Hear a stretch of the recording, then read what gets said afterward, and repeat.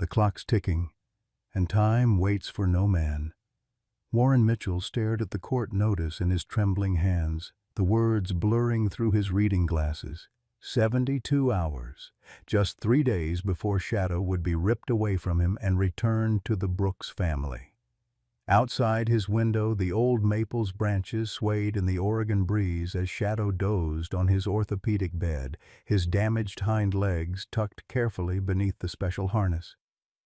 The German shepherd's chest rose and fell in peaceful rhythm, unaware that his world might soon collapse again. Warren's phone buzzed with Dr. Eleanor Sullivan's name. He answered without speaking. "They can't do this," her voice cracked. "Not after everything." Warren watched Shadow's ears twitch in sleep, dreaming perhaps of running again. "They can," he whispered, "unless we stop them." Leave a like and share your thoughts in the comments along with the city you're watching from now. Let's continue with the story. Warren's modest Oak Ridge home sat nestled among towering pines, a single-story haven he'd purchased after retirement. The living room had been transformed since Shadow's arrival. Orthopedic dog bed by the stone fireplace, wheelchair ramp built over the 3 porch steps, toys carefully selected for a dog with limited mobility. He set the court notice on his kitchen table, the official letterhead stark against the worn oak surface. The legal language was cold, clinical. The court finds sufficient cause to review the temporary custody arrangement of the animal in question, as if Shadow were property, not family. Through the window, Warren could see Shadow in the backyard, laboriously pulling himself across the grass using his front legs, the specialized harness supporting his damaged hindquarters. The dog moved with determination toward a squirrel at the fence line, his spirit unbroken despite everything. "They don't understand what they're doing," Warren muttered, pouring himself 2 fingers of bourbon. The first sip burned, but not enough to wash away the fear lodged in his throat. The phone rang again. Eleanor, for the 3rd time that hour. "I've been reviewing Shadow's medical records," she said without greeting. "I'll testify that moving him would cause significant psychological regression. We've got documented evidence of his trauma response when Jason visited last month." Warren watched Shadow through the window. "It might not be enough, Ellie. The Brooks lawyer is arguing for parental rights, claiming Jason's boy needs closure with the dog." "Closure?" Eleanor's voice sharpened. "That boy threw Shadow off a 14-story balcony. They're saying he's getting treatment now, that seeing Shadow healthy could be therapeutic." Warren's hand tightened on the glass. "The judge seems sympathetic." "We have 72 hours to change that judge's mind," Eleanor said firmly. "I'm calling in every favor I have, the adoption agency, the police who responded that day, everyone." Warren nodded, though she couldn't see him.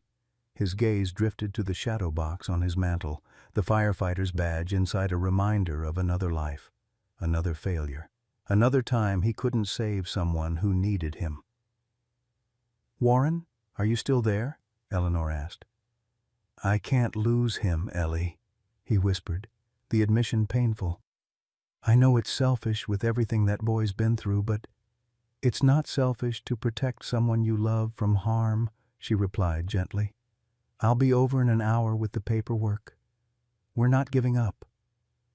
As he hung up, Shadow appeared at the patio door, nose pressed against the glass, eyes watchful and intelligent.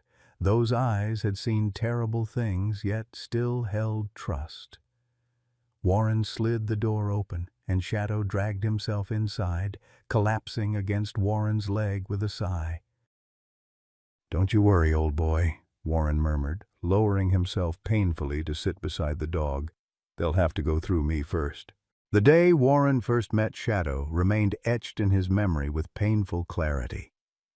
It had been an unusually warm April morning when his phone rang, Eleanor's voice tight with urgency. "Warren, I need you at the clinic. Now!" He'd known Eleanor for nearly a decade, ever since she'd treated his late retriever, Rusty. Her voice had never carried that edge before. "What's happened?" he'd asked, already reaching for his truck keys. "A German shepherd. Someone threw him from an apartment balcony. 14th floor." Her voice had cracked slightly. "He survived, Warren. Somehow, he survived." The Oak Ridge Veterinary Clinic was small but well-equipped, tucked between the hardware store and the town's only coffee shop. When Warren arrived, a small crowd had gathered outside, whispering neighbors, a police cruiser with lights still flashing, and a young boy sobbing against his mother's hip. "Samuel saw it happen," Officer Davis explained quietly as Warren approached. "Poor kid. He's the one who called 911. Inside, the clinic buzzed with controlled chaos. Eleanor's technicians moved with practiced efficiency, their scrubs already stained with blood. Eleanor herself stood hunched over an examination table, her silver hair escaping its usually tidy bun. "Multiple fractures," she said without looking up. "Shattered right hip, internal bleeding. But his spine—" She straightened, meeting Warren's eyes. "By all rights, he should be dead, Warren." The dog lay unconscious, tubes and wires connecting him to machines that beeped steadily. His black and tan coat was matted with blood and dirt. One ear was nearly severed. "Will he make it?" Warren asked, his throat suddenly dry. Eleanor's mouth tightened. "I don't know, but I'm going to try every damn thing I can." Warren had come daily after that. At first he told himself it was to support Eleanor, who worked herself to exhaustion during those critical first days. Then he admitted it was something more, a pull toward the broken creature fighting so hard to live. Shadow, named for his dark coat and the way he seemed to disappear into himself when humans approached, spent 2 weeks in intensive care. The first time Warren saw him conscious, the dog's eyes reflected such profound terror that Warren had to step outside to compose himself. "He's afraid of men especially," Eleanor explained. "Flinches at any sudden movement. The police say his owner was Jason Brooks, has a record of domestic violence, claims the dog fell while he was cleaning the windows." "Bullshit," Warren had muttered. "Complete bullshit," Eleanor agreed. "But proving it is another matter." By the 3rd week, Shadow had stabilized enough for surgery on his shattered hip. Warren sat in the waiting room for 8 hours, his own back screaming in pain from the old injury, refusing to leave until Eleanor emerged, exhausted but cautiously optimistic. "He's a fighter," she'd said, collapsing into the chair beside him. "Stronger than anyone could have expected." It was during Shadow's recovery that Warren began bringing things from home: an old blanket, a soft toy, a battery-operated heartbeat pillow said to comfort anxious dogs. Eleanor had raised an eyebrow at his growing involvement. "Getting attached, are we?" she'd asked. Warren had shrugged, uncomfortable with her scrutiny. "Just passing time in retirement."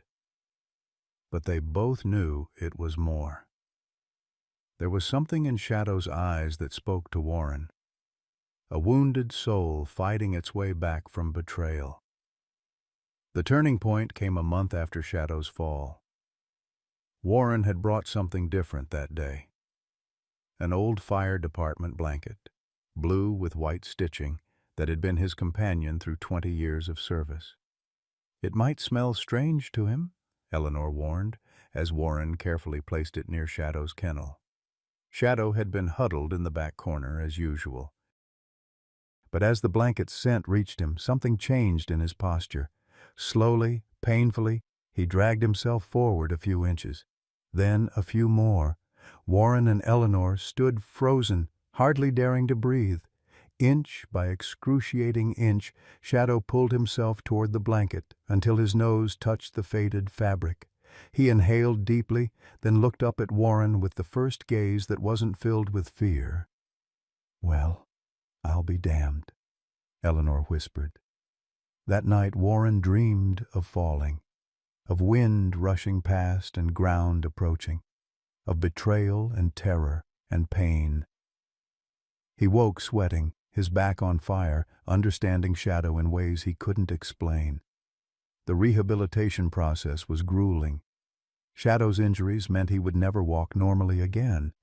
Eleanor fitted him with a specialized wheelchair for his back legs, but the psychological wounds proved harder to heal than the physical ones. "He startles at loud noises," Eleanor explained during one visit.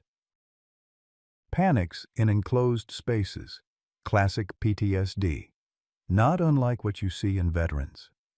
Warren nodded, understanding more than she knew. Progress came in small victories.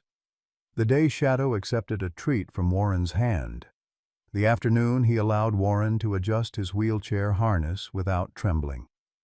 The morning he fell asleep while Warren read aloud from the newspaper, a sign of trust that brought an unexpected lump to Warren's throat. "I'm thinking of fostering him," Warren said suddenly one day, surprising himself almost as much as Eleanor. She studied him carefully. "Are you sure you're up for it? With your back?" "My back's been bad for 15 years. I manage." Warren watched Shadow dozing in a patch of sunlight. "Besides, we understand each other." Eleanor seemed about to argue, then nodded slowly. "You'd need to make some modifications to your house. Ramps, special bedding. Already looking into it. And there's the legal aspect. Brooks is facing charges, but he hasn't surrendered ownership. It could get complicated." Warren's jaw tightened. Let it get complicated. That man doesn't deserve a second chance with him. The day Warren brought Shadow home was rain-swept and gray. The dog trembled the entire drive, his eyes darting nervously at each passing car. Warren kept up a steady stream of gentle conversation, more words than he'd spoken at once in years. "You'll like the backyard," he told Shadow. "Fenced all around. Good bird watching. I've got a maple that attracts cardinals in the winter." Shadow's ears twitched occasionally toward Warren's voice, though his body remained tense. The house had been transformed in preparation. Ramps over every threshold, rugs on slippery floors, a custom-made bed that would support Shadow's damaged spine. Warren had spent nearly a month's pension on the preparations, ignoring Eleanor's concerns about getting too invested before the legal situation was resolved. That first night was difficult. Shadow refused to eat, pacing anxiously in his wheelchair until he exhausted himself. When darkness fell, his anxiety worsened. Warren ended up sleeping on the floor beside him, one hand resting lightly on the blanket, offering silent companionship through the terrors of darkness. By morning, something had shifted between them. Shadow accepted water from Warren's hand, then a few morsels of the special food Eleanor had prescribed. Small steps, the beginning of trust. Days stretched into weeks. Shadow's physical therapy continued under Eleanor's supervision. Warren learned to massage the dog's atrophied muscles, to recognize signs of pain and distress, to celebrate tiny improvements. The first time Shadow barked, nearly 3 months after his fall, Warren was washing dishes at the sink. The sudden sound startled him so badly he dropped a plate, sending ceramic shards skittering across the floor.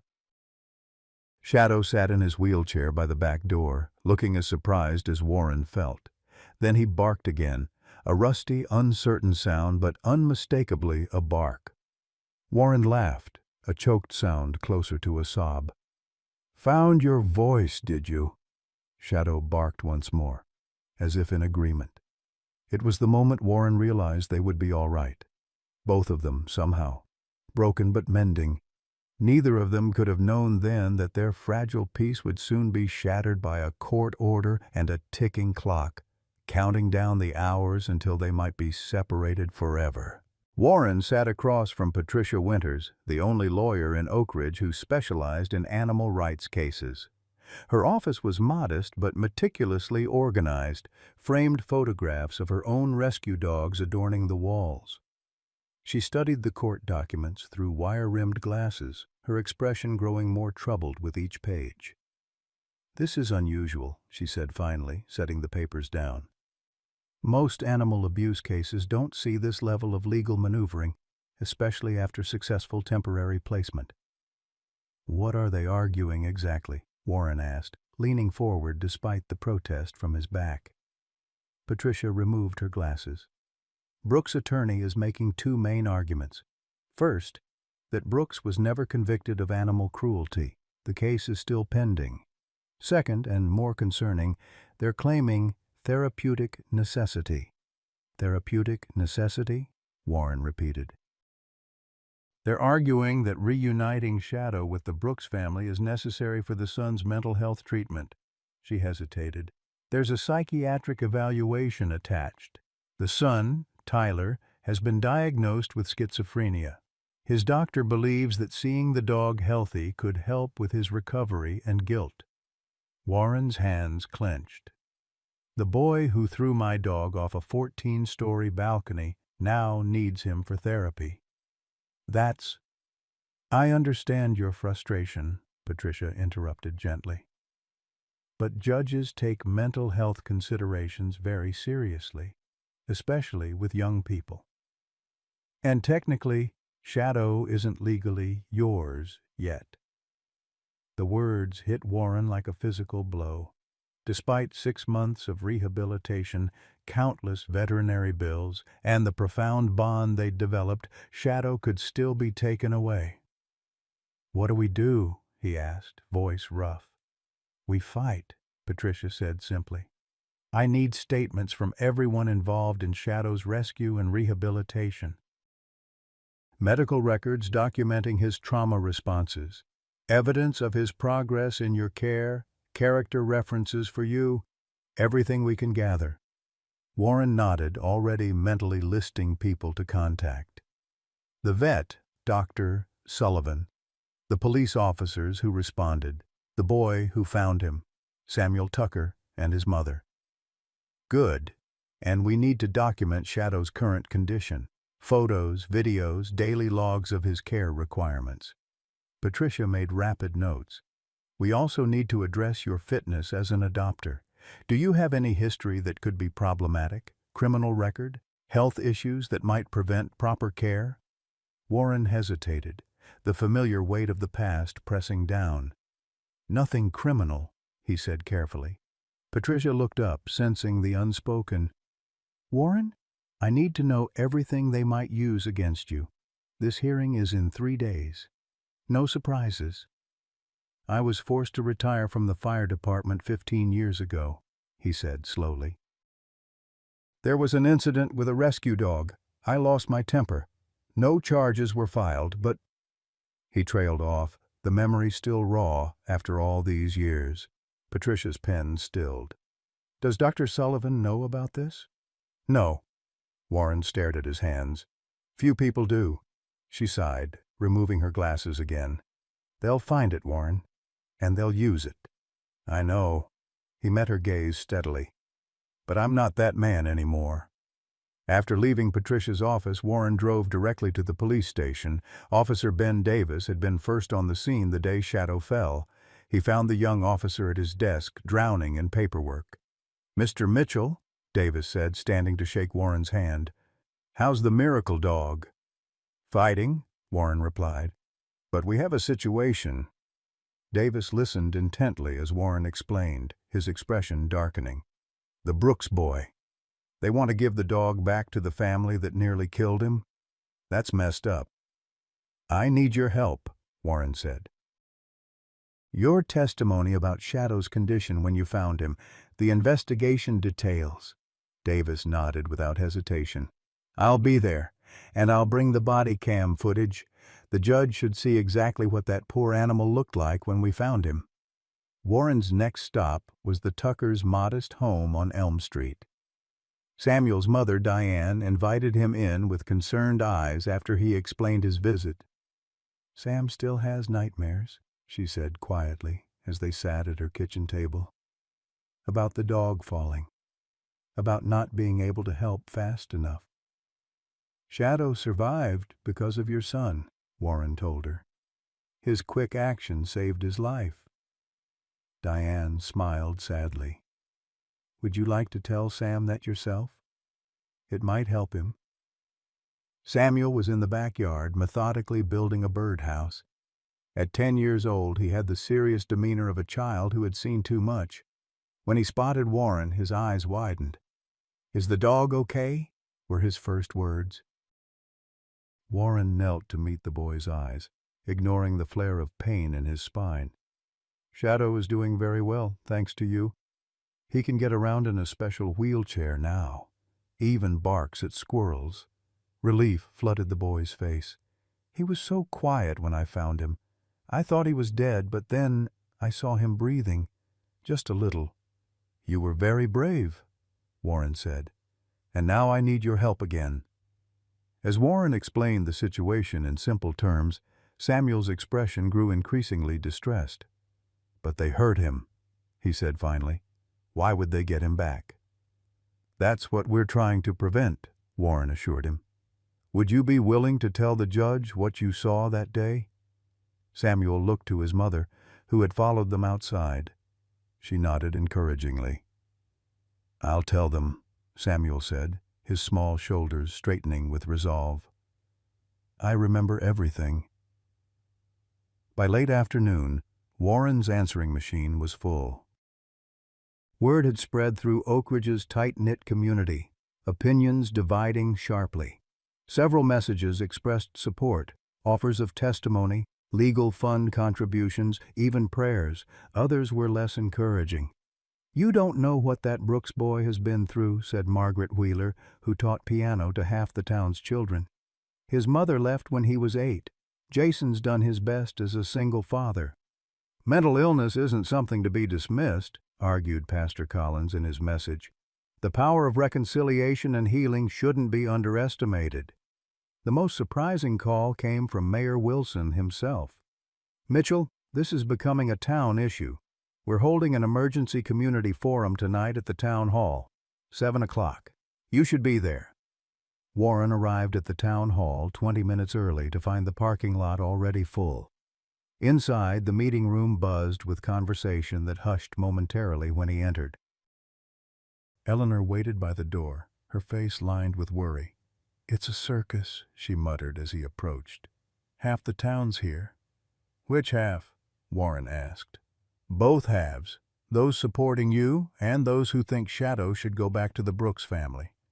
She touched his arm. "Jason's here too, with his lawyer." Warren scanned the room and spotted Jason Brooks near the front, head bowed in conversation with a sharp-dressed woman who had to be his attorney. Jason looked different from the mugshot Warren had seen, thinner, more haggard, his posture that of a man carrying a heavy burden. Mayor Wilson called the meeting to order promptly at 7.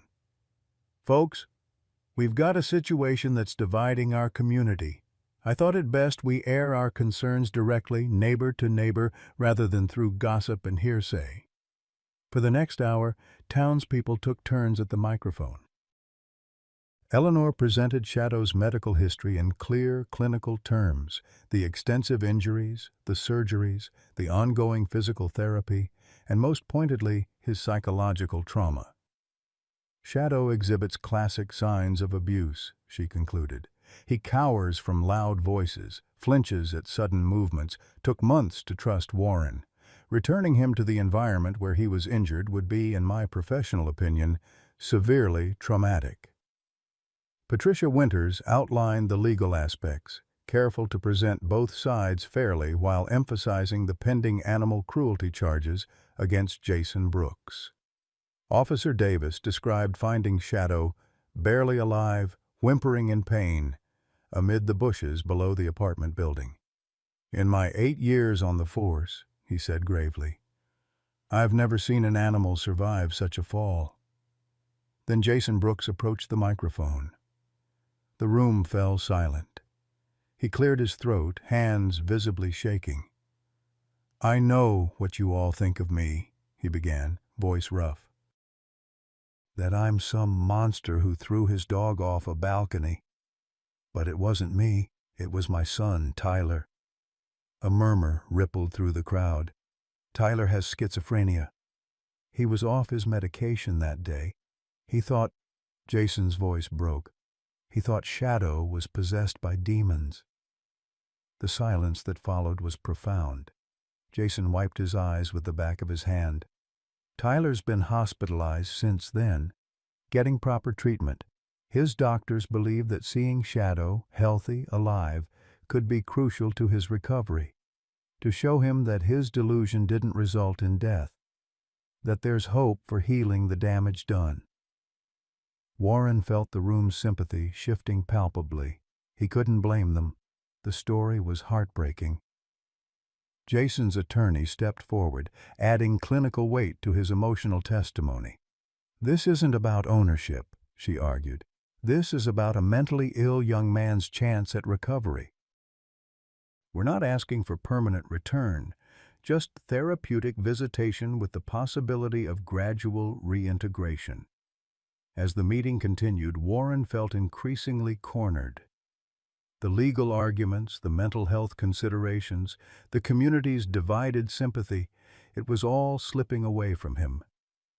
When his turn came to speak, he approached the microphone slowly, aware of every eye upon him.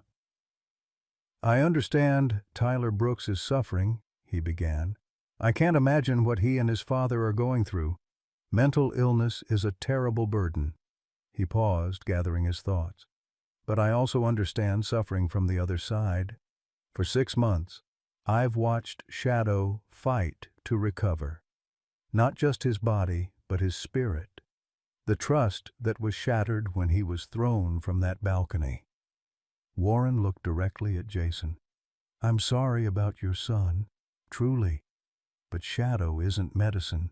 He's a living being who's already endured more pain than most could survive. He deserves peace.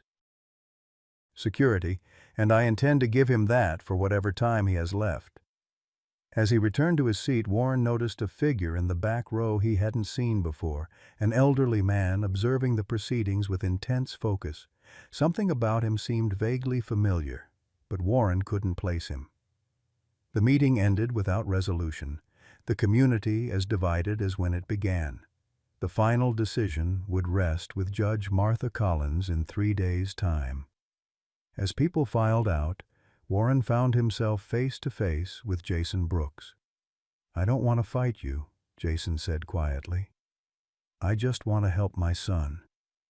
Warren met his gaze steadily. And I just want to protect Shadow. We both want to fix something broken, Jason replied. Maybe there's a middle ground. Before Warren could respond, Eleanor appeared at his elbow. Warren, we should go. Shadow's been alone for hours. As they left, Warren glanced back at the elderly man who had watched the proceedings so intently. The man nodded slightly, a gesture of acknowledgement that sent an inexplicable chill down Warren's spine.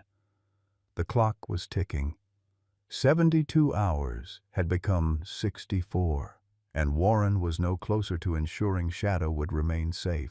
The morning after the town meeting, Warren woke to find Shadow watching him intently from his bed beside the couch. The German Shepherd's amber eyes seemed to hold a question Warren couldn't answer. We're fighting for you, buddy, Warren assured him, reaching down to scratch behind the dog's ears. Don't you worry. Shadow's tail gave a single, uncertain thump against the cushion. The doorbell rang at precisely 9 o'clock.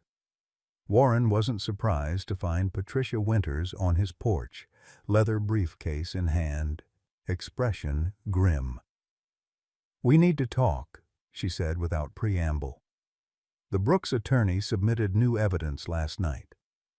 Warren led her to the kitchen table where Shadow could join them, the clicking of his wheelchair wheels following behind.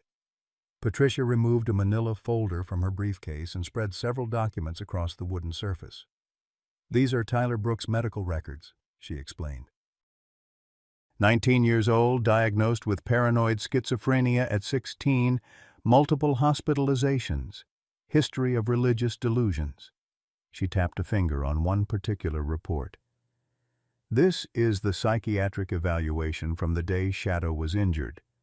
Warren scanned the clinical language, his stomach tightening. He truly believed Shadow was possessed? Patricia nodded. According to this, Tyler was experiencing acute psychosis. He heard voices telling him the dog harbored demons that would kill his father in his sleep. In his deluded state, he thought he was protecting his family. Warren sat back, conflict churning inside him. The revelation that Tyler, not Jason, had thrown Shadow changed the emotional equation, but not the practical reality. Shadow had nearly died, still bore the physical and psychological scars. "Does this change anything legally?" he asked. "It complicates things," Patricia admitted. Jason was charged with animal cruelty because he initially claimed responsibility to protect his son. Now that Tyler's doctors have recommended animal therapy as part of his treatment plan, the court may be sympathetic. Shadow whined softly, sensing the tension in the room. Warren automatically reached down to reassure him. "There's more," Patricia continued, extracting another document. "Jason Brooks is requesting a supervised visit with Shadow today. His attorney argues it would help prepare evidence for the hearing to document Shadow's reaction to him." "Absolutely not," Warren said immediately. "Shadow's terrified of him." "That's just it," Patricia countered. "If we can document that fear, show that Shadow has negative associations with Brooks, it strengthens our case that returning him would be harmful." Warren considered this, watching Shadow doze at his feet. Who would supervise? Dr. Sullivan has offered her clinic as neutral territory. Officer Davis would be present, along with myself and Brooks' attorney. The idea of deliberately putting Shadow in a stressful situation made Warren's chest tight, but he understood the strategy. "When?" 2 o'clock. Warren nodded slowly. "I'll be there." After Patricia left, Warren called Eleanor. "Are you sure about this visit?" he asked without greeting. "No," she answered honestly. "But it might be our best chance to prove Shadow shouldn't be returned to that environment. I'll have sedatives ready if he becomes too distressed. I don't like using him as a test subject." "Neither do I," Eleanor sighed. "But we're running out of options, Warren. The hearing is tomorrow afternoon." The reminder sent a fresh wave of anxiety through him. 50 hours left. When Warren arrived at the clinic that afternoon, Shadow grew agitated the moment they pulled into the parking lot. He remembered this place, the surgeries, the pain, the rehabilitation.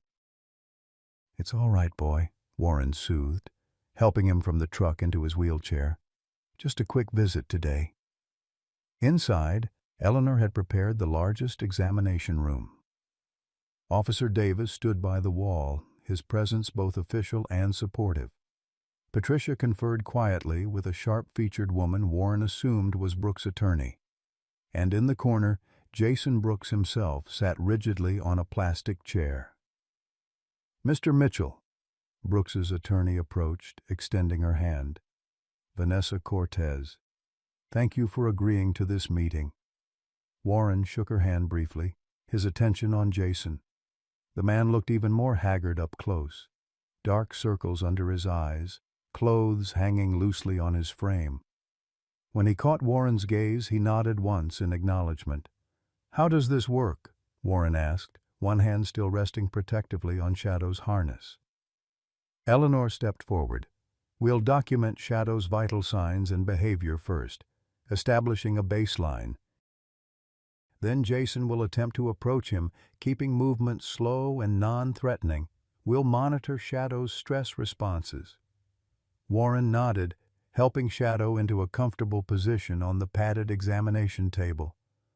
The dog remained alert but calm under his touch.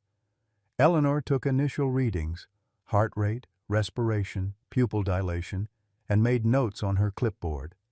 "Baseline established," she announced. "Mr. Brooks, please approach slowly to the mark on the floor, about 6 feet from Shadow." Jason stood and moved forward carefully. The change in Shadow was immediate and profound. His ears flattened against his skull. A low, rumbling growl emerged from his throat. His body tensed visibly, and he tried to back away despite the wheelchair restricting his movement. Eleanor made rapid notes. Heart rate elevated by 40%. Pupils dilated. Clear stress response. "May I speak to him?" Jason asked quietly. Eleanor glanced at Warren, who nodded reluctantly. "Hey there, Shadow," Jason said, his voice gentle. "Remember me?" Shadow's growl deepened. His eyes, fixed on Jason, showed whites around the edges, a clear sign of fear. "That's enough," Warren said sharply, as Shadow's trembling intensified. "Mr. Brooks, please step back," Eleanor directed. Jason retreated, his expression a mixture of guilt and disappointment. Warren moved immediately to Shadow's side, murmuring reassurances until the dog's breathing began to normalize. "Well," Vanessa Cortez said, breaking the tense silence. "That was informative but not unexpected. The dog has been away from his original home for months." "That wasn't recognition of home," Eleanor countered firmly. "That was a fear response to a trauma trigger." Officer Davis spoke up from his position by the wall. "I'd say that's pretty conclusive evidence that returning the dog would be detrimental to his well-being." "One interaction doesn't determine," Cortez began, but Jason interrupted her. "No, they're right." His voice was rough. "He's terrified of me." Everyone turned to Jason in surprise. "I didn't," he started, then swallowed hard. "I didn't realize how bad it was. How scared he'd be." Warren studied the man carefully. There seemed to be genuine remorse in his eyes. "Mr. Brooks," Patricia spoke cautiously, "may I ask why you're pursuing this, given Shadow's obvious distress in your presence?" Jason ran a hand through his hair. "It's not for me. It's for Tyler. His doctors think—" The clinic door opened abruptly, cutting him off. A young nurse poked her head in. "Dr. Sullivan, there's someone here insisting on joining this meeting. Says he's Tyler Brooks." The room fell silent. Eleanor recovered first.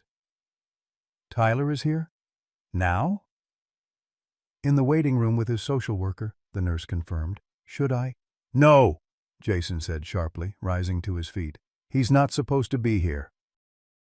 His facility wouldn't release him without notifying me." "He says he's on a day pass," the nurse explained. "The social worker has the paperwork." Vanessa Cortez touched Jason's arm. "This could be beneficial, Jason.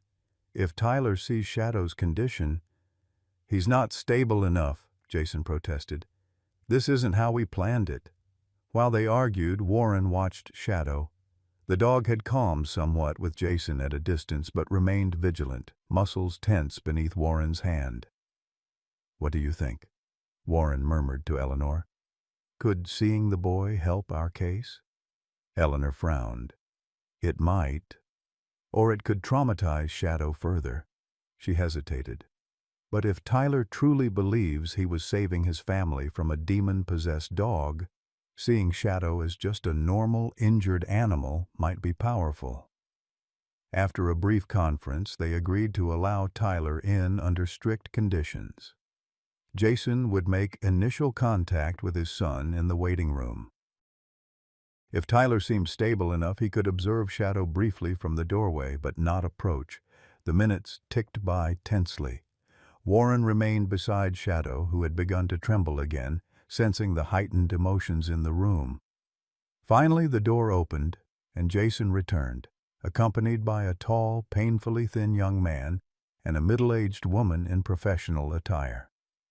Tyler Brooks looked both younger and older than his 19 years, gangly with adolescence but with eyes that held a weariness beyond his age.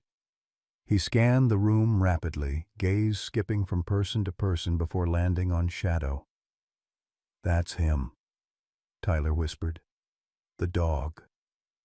"Yes," Jason said carefully. "This is Shadow. He was hurt badly, Tyler. But he's recovering now." Tyler took a step forward, his movements jerky and uncertain. They said he was evil, that he would kill you in your sleep. Who said that, Tyler? The social worker asked gently. The voices. Tyler's eyes never left Shadow. They said he had demons inside, that I had to cast them out. Shadow pressed against Warren's side, trembling violently now. Warren kept a steadying hand on him, prepared to intervene if necessary. Do you still hear those voices, Tyler? Jason asked. Tyler shook his head slowly. Not with the new medication. They're quieter now. He took another hesitant step. Does he hate me? The question hung in the air, heartbreaking in its simplicity. Before anyone could answer, Tyler suddenly dropped to his knees, still keeping his distance but putting himself at Shadow's eye level. I'm sorry, he said, his voice breaking. I thought I was protecting my dad. The voices said you were evil, but you're not. You're just a dog. Shadow's ears twitched forward slightly, the first non-fearful response he'd shown since entering the clinic. He remained pressed against Warren, but the growling had stopped. He's hurt, Tyler observed, noticing the wheelchair for the first time. Because of me? Yes, Warren said honestly. The fall broke many of his bones. He'll never walk normally again. Tyler's face crumpled. I did that. I remember now. I picked him up and... He covered his face with his hands, shoulders shaking with silent sobs. Jason knelt beside his son, putting an arm around him. It's the illness, Tyler. You weren't yourself. But I remember doing it, Tyler insisted, looking up with tear-streaked cheeks. I remember thinking it was right. How can I trust myself if I can't tell what's real? The raw vulnerability in the question silenced everyone. Warren felt a shift in his perception, seeing not a monster who had hurt Shadow, but a frightened young man trapped in the prison of his own mind. Tyler looked directly at Warren now. You take care of him? Warren nodded. Yes, for the past 6 months. Is he happy? Does he have bad dreams? The unexpected insight in the question caught Warren off guard. He has nightmares sometimes. But fewer now. And yes, I think he's finding happiness again. Tyler nodded, seeming to process this. Then he turned to his father. Dad, I don't want him back. What? Jason looked startled. Shadow, I don't want him back. Tyler wiped his face with his sleeve. He's scared of us, and I'm not better yet. What if the voices come back? What if I hurt him again? Tyler, the doctors thought... I know what they thought, Tyler interrupted with surprising clarity. That seeing him would help me process what happened. And it has. I did a terrible thing because I was sick, but bringing him home won't fix that. He looked at Shadow again. He has a home now, with someone who wasn't the one who hurt him. The room fell silent again. Jason stared at his son with a mixture of surprise and something like pride. Are you sure, Tyler? He asked quietly. Tyler nodded. I want to get better, Dad. Really better. Not just pretend better. He turned to Warren. Will you let me know how he's doing sometimes? Maybe a picture or something? Warren felt a lump form in his throat. Of course. Vanessa Cortez cleared her throat. Mr. Brooks, if your son is withdrawing the request for Shadow's return, we should discuss the legal implications. Jason hesitated, looking between his son and the dog. Finally, he nodded. Set up a meeting with the judge. We'll withdraw our petition. Relief flooded Warren so intensely he had to steady himself against the examination table. Eleanor caught his eye across the room, her own expression mirroring his disbelief and hope. The meeting concluded shortly after. As the Brooks family prepared to leave, Tyler paused at the door, looking back at Shadow one last time. "I hope you can forgive me someday," he said softly. Then he was gone, his father's arm protectively around his shoulders. In the sudden quiet, Warren knelt beside Shadow, burying his face in the dog's fur. "It's over, boy," he whispered. "You're staying with me." But as Officer Davis reminded them while they gathered their things, it wasn't officially over until the judge dismissed the case. "Courts can be unpredictable," he warned. "Don't celebrate until you have that dismissal in writing." As Warren helped Shadow back into his truck, he spotted the same elderly man from the town meeting watching from across the parking lot. This time, Warren was certain. There was something familiar about him, something that tugged at memories long buried. The man raised a hand in greeting, then turned and walked away before Warren could approach him. "Who was that?" Eleanor asked, following Warren's gaze. "I don't know," Warren replied, "but I have a feeling we'll find out soon enough." The clock was still ticking. 42 hours until the hearing. And despite Tyler's change of heart, Warren couldn't shake the feeling that there were still surprises ahead. Pieces of the puzzle he couldn't yet see. That night, Warren couldn't sleep. Despite the promising turn of events at the clinic, anxiety gnawed at him. He paced his living room in the darkness, pausing occasionally to check on Shadow, who slept fitfully on his orthopedic bed. The mysterious elderly man's face kept appearing in Warren's mind. There was something hauntingly familiar about him, something that pulled at Warren's memories like an old wound reopening. At 2 a.m., Warren finally settled in his recliner, an old photo album in his lap. Shadow stirred at the movement, raising his head to watch as Warren flipped through pages of his firefighting days. 25 years with the Portland Fire Department, captured in fading photographs, younger versions of himself in uniform, standing proudly among his crew. Warren paused at a particular image. Engine Company 17, summer of 2005. His finger traced the faces, himself, Richards, Gonzalez, Harrison. Frank Harrison, standing at Warren's right, arms slung casually over his shoulder. Frank, with his easy smile and steady hands. Frank, who had trusted Warren with his life. Frank, who had died because of Warren's mistake. The memory crashed over him with physical force. The abandoned warehouse fire, the unstable third floor. Frank trapped under a fallen beam while Warren was supposed to be searching with the rescue dog, a German shepherd not unlike Shadow. But the dog had refused commands, circling nervously instead of leading Warren to Frank. In his frustration, Warren had yanked the dog's leash too hard, struck it when it continued to resist. By the time he realized the dog had been trying to warn him about structural instability, it was too late. The floor had partially collapsed. Frank's radio calls grew weaker, then silent. They recovered his body 3 hours later. The investigation cleared Warren of direct responsibility. The building had been improperly marked, the collapse likely inevitable. But Warren knew the truth.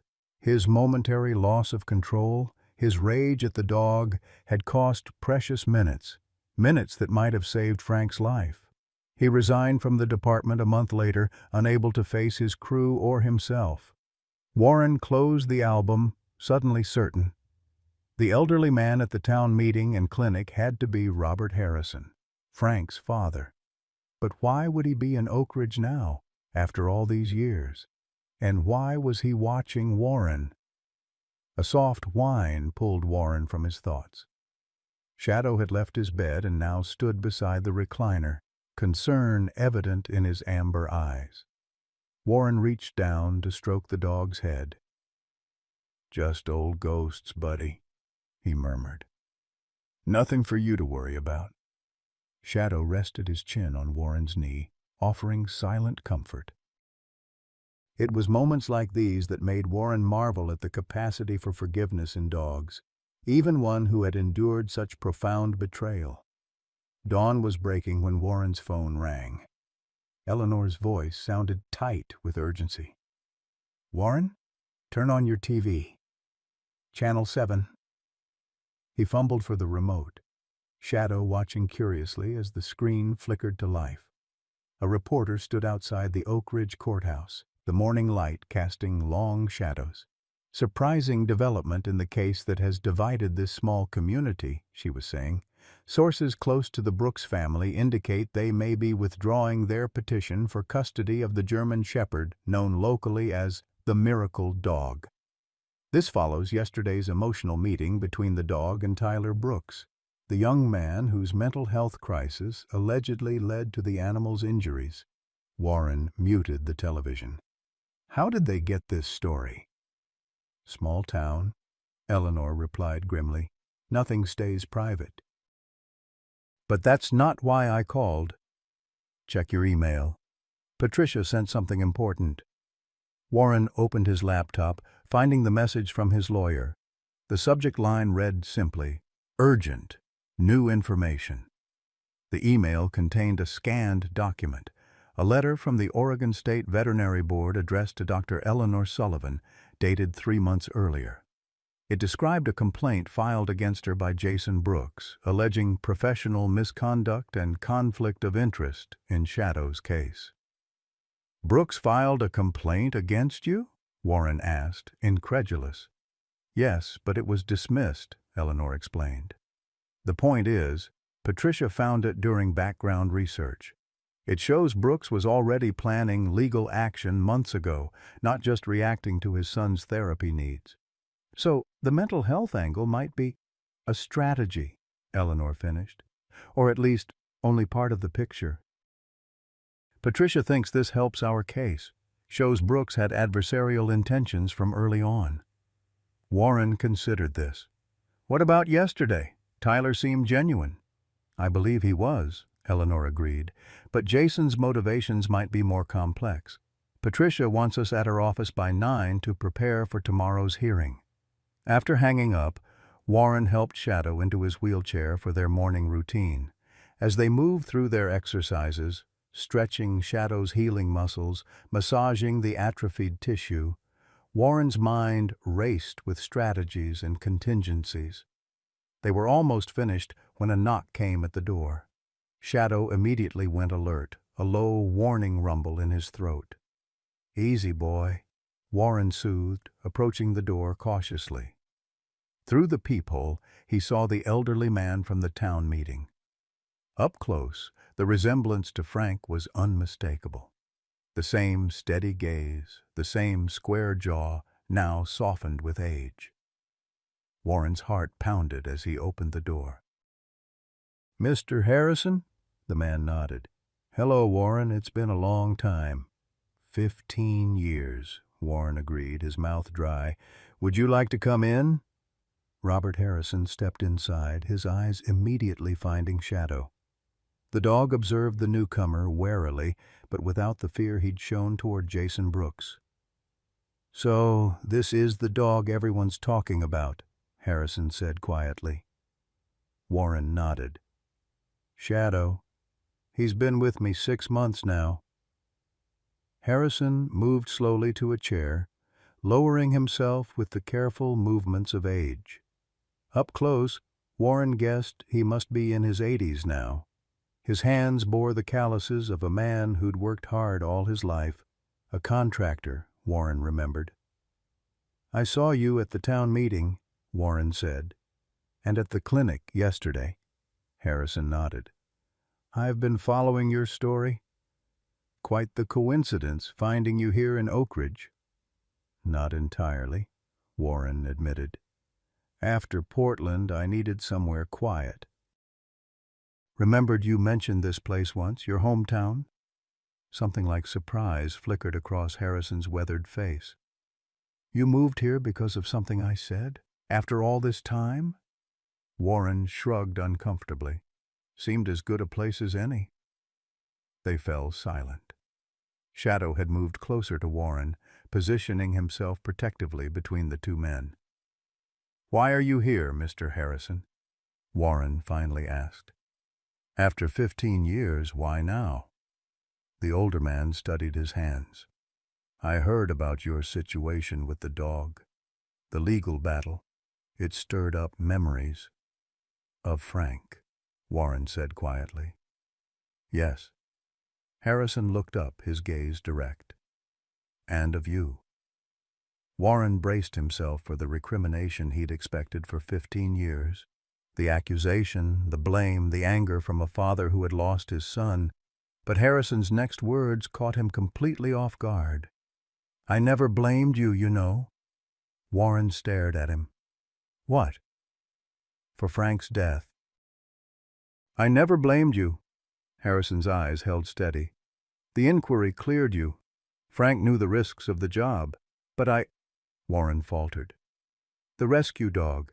If I hadn't lost my temper, you might both have died when that floor gave way. Harrison interrupted. The dog was trying to warn you, yes, but Frank was already trapped. The outcome might have been the same regardless. Warren shook his head, unwilling to accept absolution so easily. You can't know that. No, Harrison agreed, just as you can't know your actions definitively caused his death. That's the burden of survival, Warren. The what-ifs that haunt us. Shadow had moved closer to Harrison now, curiosity overcoming caution. The elderly man extended a gnarled hand, allowing the dog to sniff his fingers before gently stroking his head. He's a good judge of character, Warren observed. Harrison smiled slightly. Dogs always are. He continued petting Shadow with gentle movements. Frank would have been 52 this year, probably a captain by now. At least, Warren agreed, the familiar ache of loss swelling in his chest. He thought highly of you, you know. Called you the steadiest man on the crew. Warren looked away, unable to bear the kindness in Harrison's eyes. I failed him. Maybe, Harrison said thoughtfully. Or maybe the building failed him. The system failed him. God failed him, if you believe in such things. He sighed. Blame is rarely simple, Warren. Why are you really here? Warren asked again. Harrison was quiet for a moment. I'm dying, he said finally. Cancer. Few months left, the doctors say. Warren felt the words like a physical blow. I'm sorry. Don't be. I've had a good run. But it gets a man thinking about unfinished business. Harrison leaned forward. I've followed your story in the papers. The firefighter who saved a dog thrown from a building. The legal battle. It felt like, I don't know, perhaps a circle closing. What do you mean?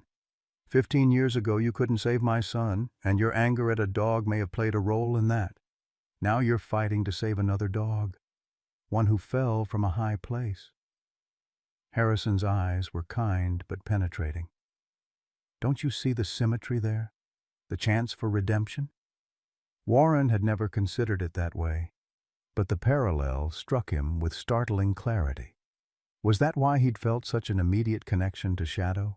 Not just compassion, but unconscious recognition of a second chance. I want to help, Harrison said simply. With your court case. I'll testify about your character, your history, how you were the most dedicated firefighter on Frank's crew.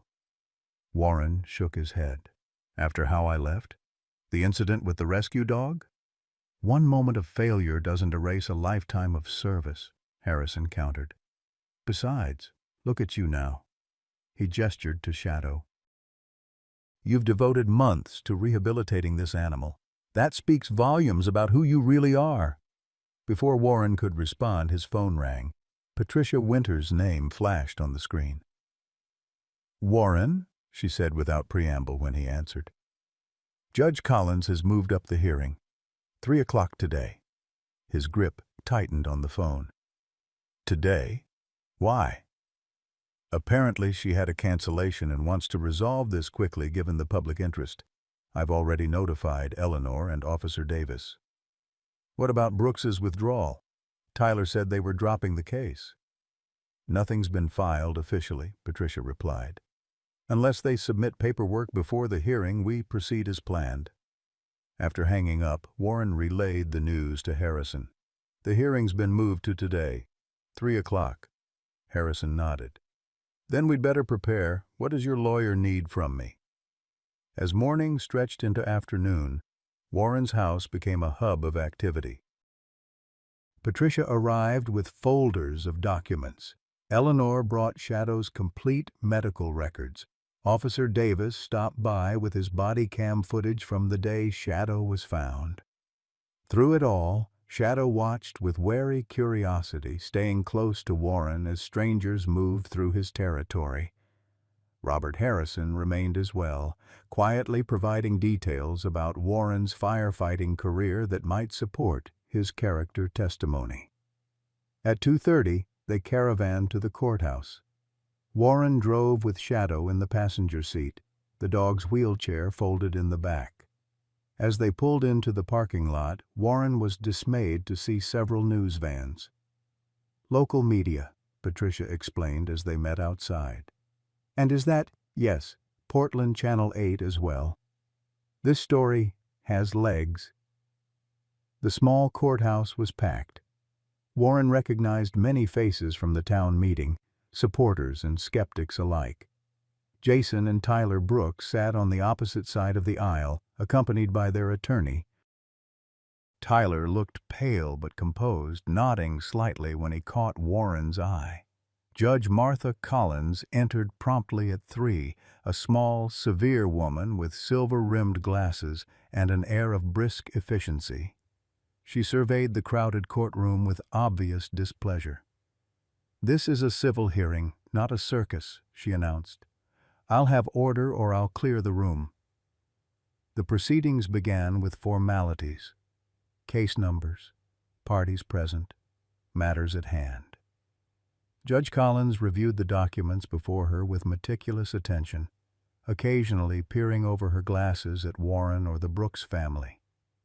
"Before we begin arguments," she said finally, "I understand there may be a change in the petitioner's position. Ms. Cortez, does your client still seek custody of the animal in question?" Vanessa Cortez rose. "Your Honor, we wish to modify our petition. Given recent developments, the Brooks family is no longer seeking full custody. However, they request structured visitation rights as part of Tyler Brooks's ongoing mental health treatment." A murmur ran through the courtroom. Warren felt a surge of confusion. This wasn't the withdrawal Tyler had suggested. Patricia was on her feet immediately. "Your Honor, this is the first we're hearing of this modification. Our understanding from yesterday's supervised visit was that the Brooks family intended to withdraw completely." Judge Collins frowned. "Ms. Cortez?" "Your Honor, while Tyler Brooks initially expressed that sentiment in an emotional moment, further consultation with his treatment team has led to this compromise position. They believe periodic, supervised contact would be beneficial to his recovery while respecting the animal's current placement." The judge turned to Warren's table. "Miss Winters, does your client oppose this modified request?" Patricia glanced at Warren, who nodded firmly. "Yes, Your Honor. We maintain that any contact with the Brooks family is detrimental to Shadow's well-being, as documented in yesterday's supervised visit." Judge Collins sighed. "Very well. Let's proceed with arguments." For the next hour, attorneys from both sides presented their cases. Patricia emphasized Shadow's medical needs, his documented trauma responses, and Warren's dedicated care. Cortez focused on Tyler's treatment plan and the potential therapeutic benefits of reconciliation with Shadow. As the arguments continued, Warren found himself watching Tyler more than listening to the lawyers. The young man sat rigidly beside his father, eyes downcast, occasionally whispering something that made Jason nod or shake his head. There was something in Tyler's body language, a tension and unwillingness that nagged at Warren. When the time came for witness testimony, Eleanor spoke first, providing clinical details of Shadow's injuries and recovery. Officer Davis followed with his account of finding Shadow barely clinging to life after the fall. Then it was Warren's turn. As he took the stand, he felt the weight of every eye in the courtroom. Patricia led him through prepared questions about his care for Shadow, their daily routine, the modifications to his home. "Mr. Mitchell," she concluded, "in your opinion, how would Shadow react to regular contact with the Brooks family, even in a supervised setting?" Warren considered carefully. Shadow still has nightmares, whimpers, twitches in his sleep. Loud noises startle him. Men who resemble Jason Brooks frighten him. He looked directly at the judge. Yesterday, he was terrified in Jason's presence. That fear is deeply ingrained.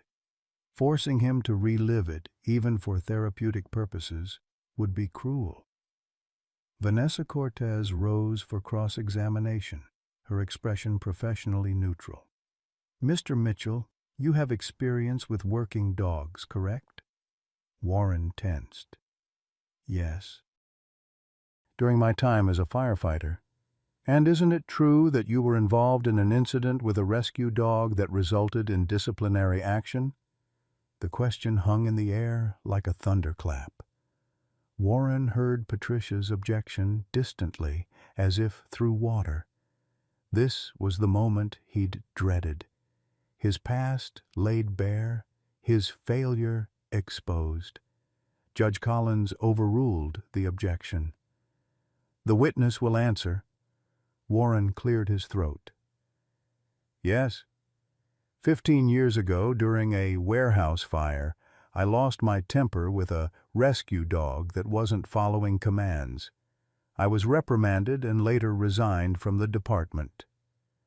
"So you have a history of aggression toward working dogs?" Cortez pressed. "Objection! Mischaracterizes the witness's testimony," Patricia called. "Sustained," Judge Collins ruled. "Ms. Cortez, rephrase." Cortez nodded. "Mr. Mitchell, given your history, aren't you concerned about your ability to manage Shadow if he becomes difficult or disobedient?" Warren met her gaze steadily.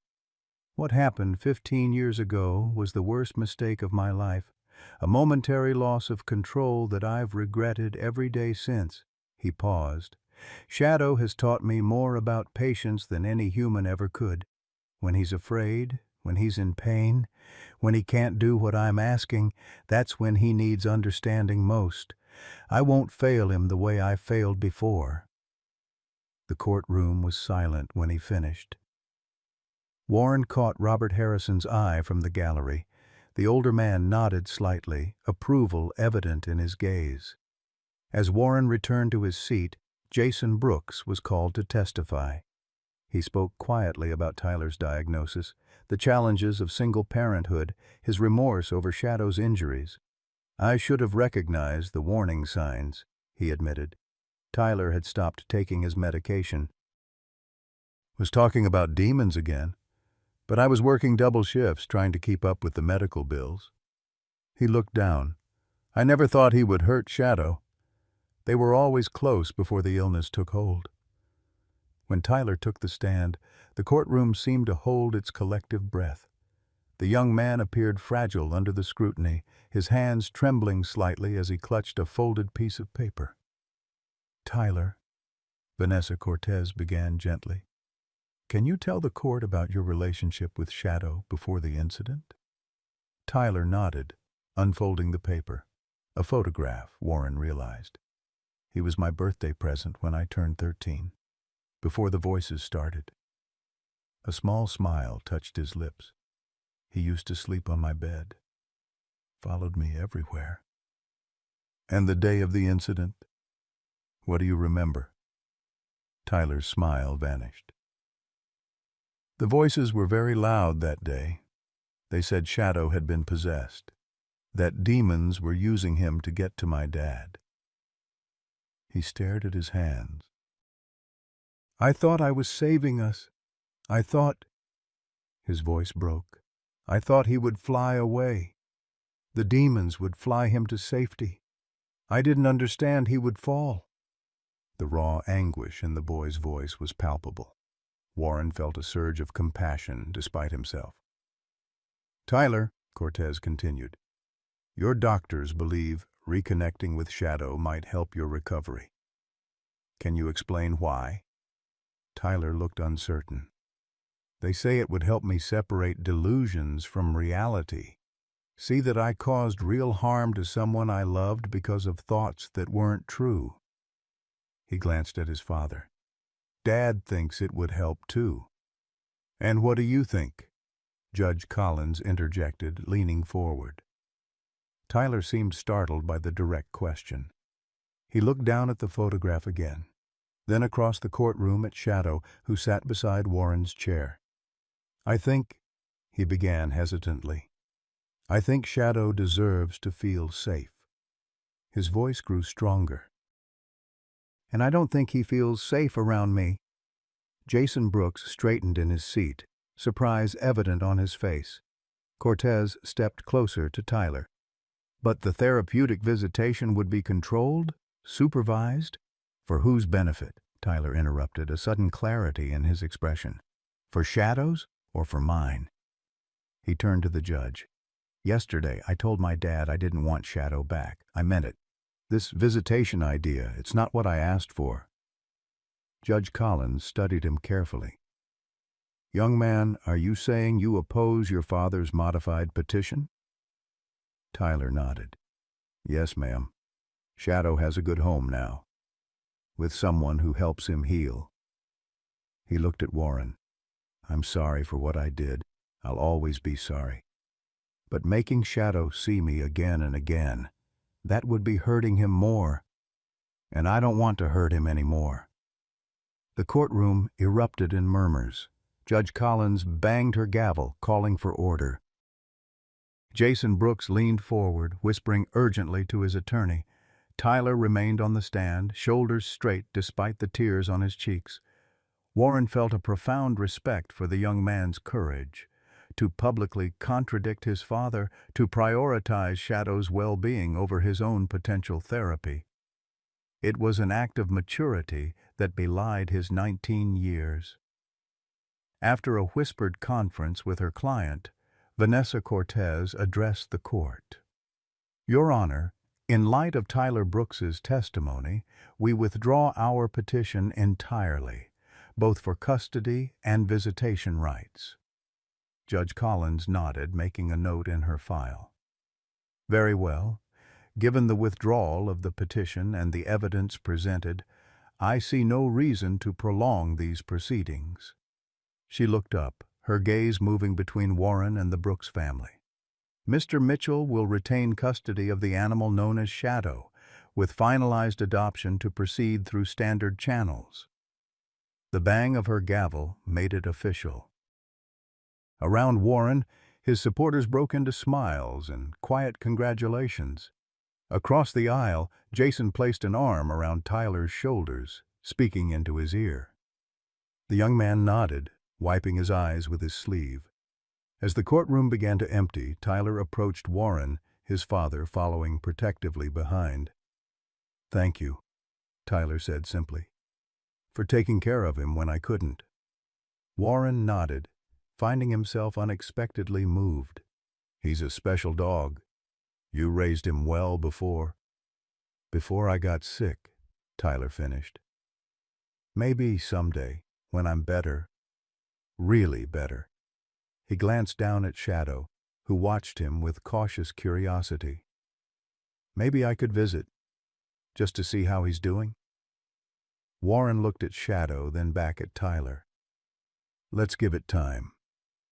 See how things progress for both of you. Tyler nodded, accepting the non-commitment for what it was. Neither a rejection nor a promise, but an acknowledgement of the long healing process ahead for all of them. As Tyler turned to go, Warren caught Jason's eye.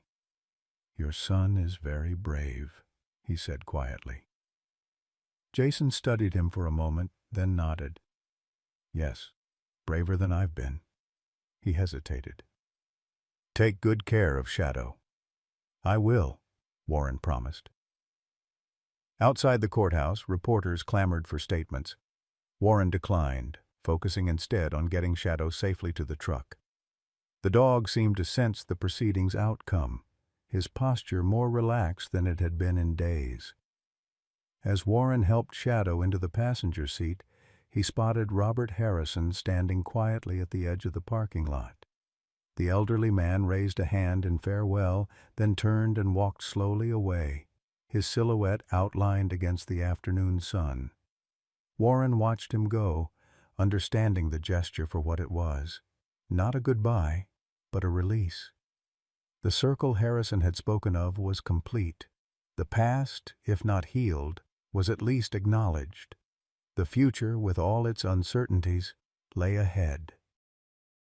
The clock that had been ticking so ominously had stopped. Shadow was home, truly home for good. 2 weeks after the courthouse victory, Warren woke to the sound of rain drumming against the roof. Shadow lay beside his bed, ears perked at the thunder rumbling in the distance. The legal battle was won, but Warren could sense they'd entered a different kind of struggle. One fought in quieter moments, in nightmares and memories. "Just a storm, buddy," Warren murmured, reaching down to stroke Shadow's head. The dog leaned into his touch but remained alert, eyes fixed on the window where lightning occasionally illuminated the darkness. Since the hearing, Shadow's nightmares had intensified. Several times Warren had been jolted awake by whimpers that escalated to panicked barks, finding Shadow thrashing in his sleep, paws paddling frantically as if trying to escape an invisible threat. Each time, it took longer to calm him. Eleanor had warned this might happen. "Court proceedings can re-traumatize," she'd explained. The stress of seeing Jason and Tyler being in unfamiliar environments, it might trigger setbacks. Warren had hoped they'd avoid that fate, but as he watched Shadow trembling at another crack of thunder, he recognized the signs. They were backsliding. By morning, the storm had passed, but Shadow's anxiety lingered. He refused breakfast, staying close to Warren's side as they moved through their morning routine. The wheelchair, once accepted as part of daily life, now elicited resistance. "Come on, boy," Warren encouraged, holding the harness open. "Let's get you mobile." Shadow turned his head away, a low whine escaping his throat. Warren sighed, setting the wheelchair aside. "All right, not today." He scratched behind Shadow's ears. "We'll try again tomorrow." The phone rang as Warren was making coffee. Patricia Winter's voice greeted him, professional but warm. "I've got good news," she said. "The adoption paperwork is finalized. Shadow is officially, legally yours." Despite the morning's struggles, Warren felt a surge of relief. "That's wonderful. Thank you for everything, Patricia." "My pleasure." "Though there is one more thing," she added. "The media interest hasn't died down. I've had 3 more interview requests this week: the Portland Tribune, Channel 8, and a national magazine that covers animal rescue stories." Warren frowned. "I'm not interested in publicity." "I understand," Patricia said. "But these stories can help other abuse cases. Raise awareness. Potentially even funding for animals like Shadow." Warren watched Shadow lying listlessly by the door. "Let me think about it." After hanging up, Warren knelt beside Shadow, noting how the dog's once bright eyes seemed dimmed with exhaustion. They needed a change, both of them, something to break the cycle of anxiety that had gripped them since the hearing.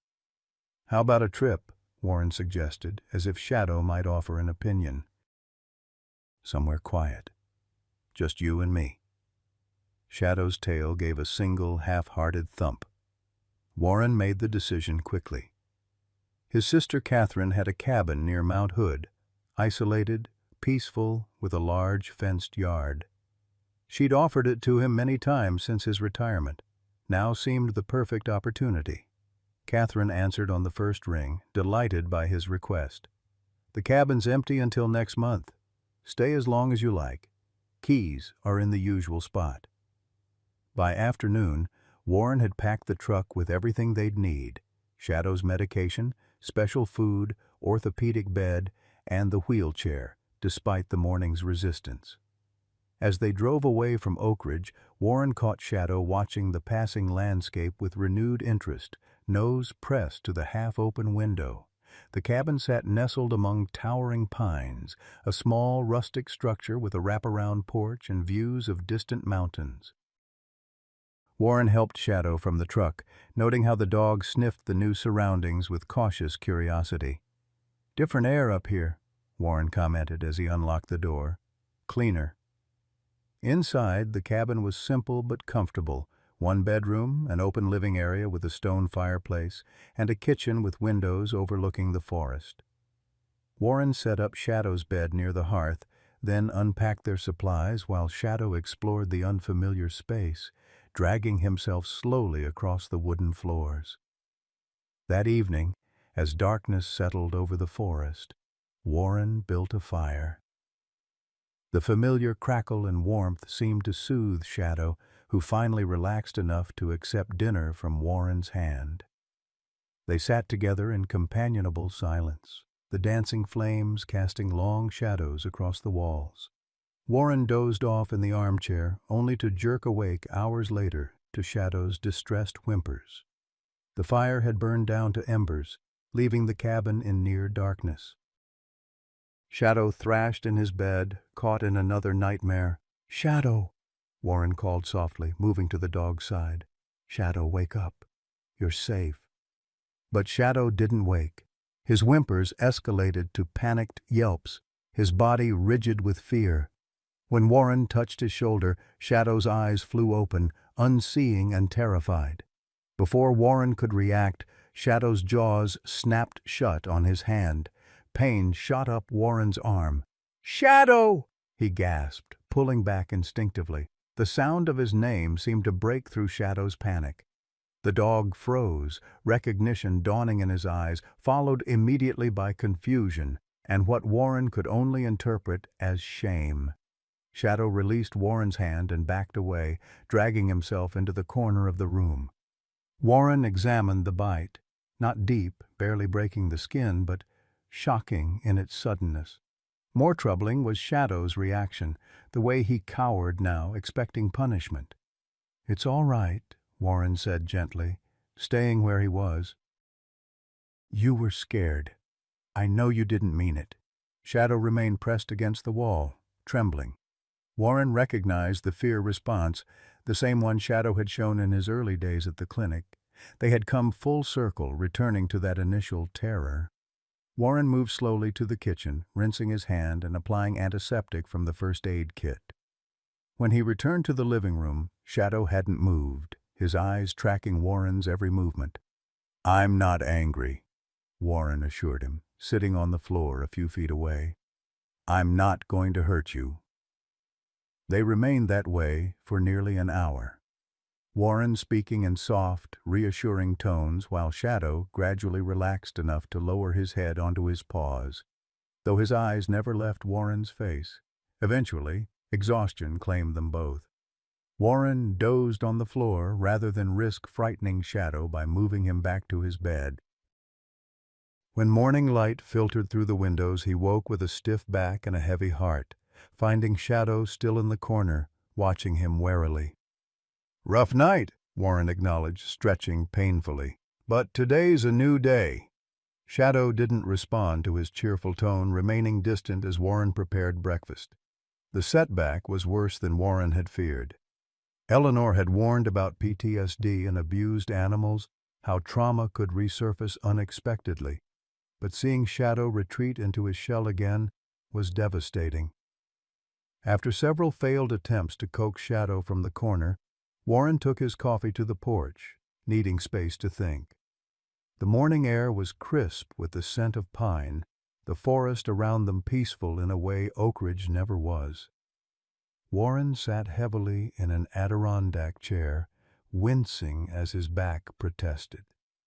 The irony wasn't lost on him. He'd brought Shadow here to heal, only to trigger a new trauma. Now the dog feared him, just as he'd feared Jason Brooks. The parallel made Warren's stomach clench. "I don't know how to help him," he admitted aloud to the empty forest. As if in answer, his phone rang. Eleanor's name flashed on the screen. "How's the mountain retreat?" she asked when he answered. Warren's voice caught as he described the previous night's events. Eleanor listened without interruption, her silence compassionate. "I've failed him," Warren concluded. "Just like—" He stopped himself, the memory of Frank Harrison rising unbidden. "Just like what?" Eleanor prompted gently. Warren sighed. "Just like I failed before. With another partner who trusted me." There was a pause before Eleanor responded. "Warren, I don't know what happened in your past, but I do know this. Shadow isn't lost to you. Setbacks are part of recovery, both for him and for you. He's afraid of me now. He's afraid of the situation, the nightmares, the confusion between past and present. Not you specifically." Her voice softened. "Remember how long it took him to trust you initially? He found his way back then. He will again. What if he doesn't? Then you keep showing up anyway," Eleanor said firmly. "That's what love is, Warren, especially for the wounded, human or animal." After ending the call, Warren sat motionless, Eleanor's words echoing in his mind. She was right. Recovery wasn't linear. It was a winding path of progress and retreat. His job wasn't to force Shadow forward, but to remain steady through each turn. When Warren re-entered the cabin, Shadow was still in his corner but had shifted slightly, his posture less defensive. Warren moved deliberately to the kitchen, keeping his movements slow and predictable as he prepared lunch. Rather than approaching Shadow directly, he placed a bowl of food and water halfway between them, then retreated to his chair with a book. Hours passed in this careful dance, Warren reading aloud occasionally, speaking in the same gentle tone he'd used during Shadow's early rehabilitation.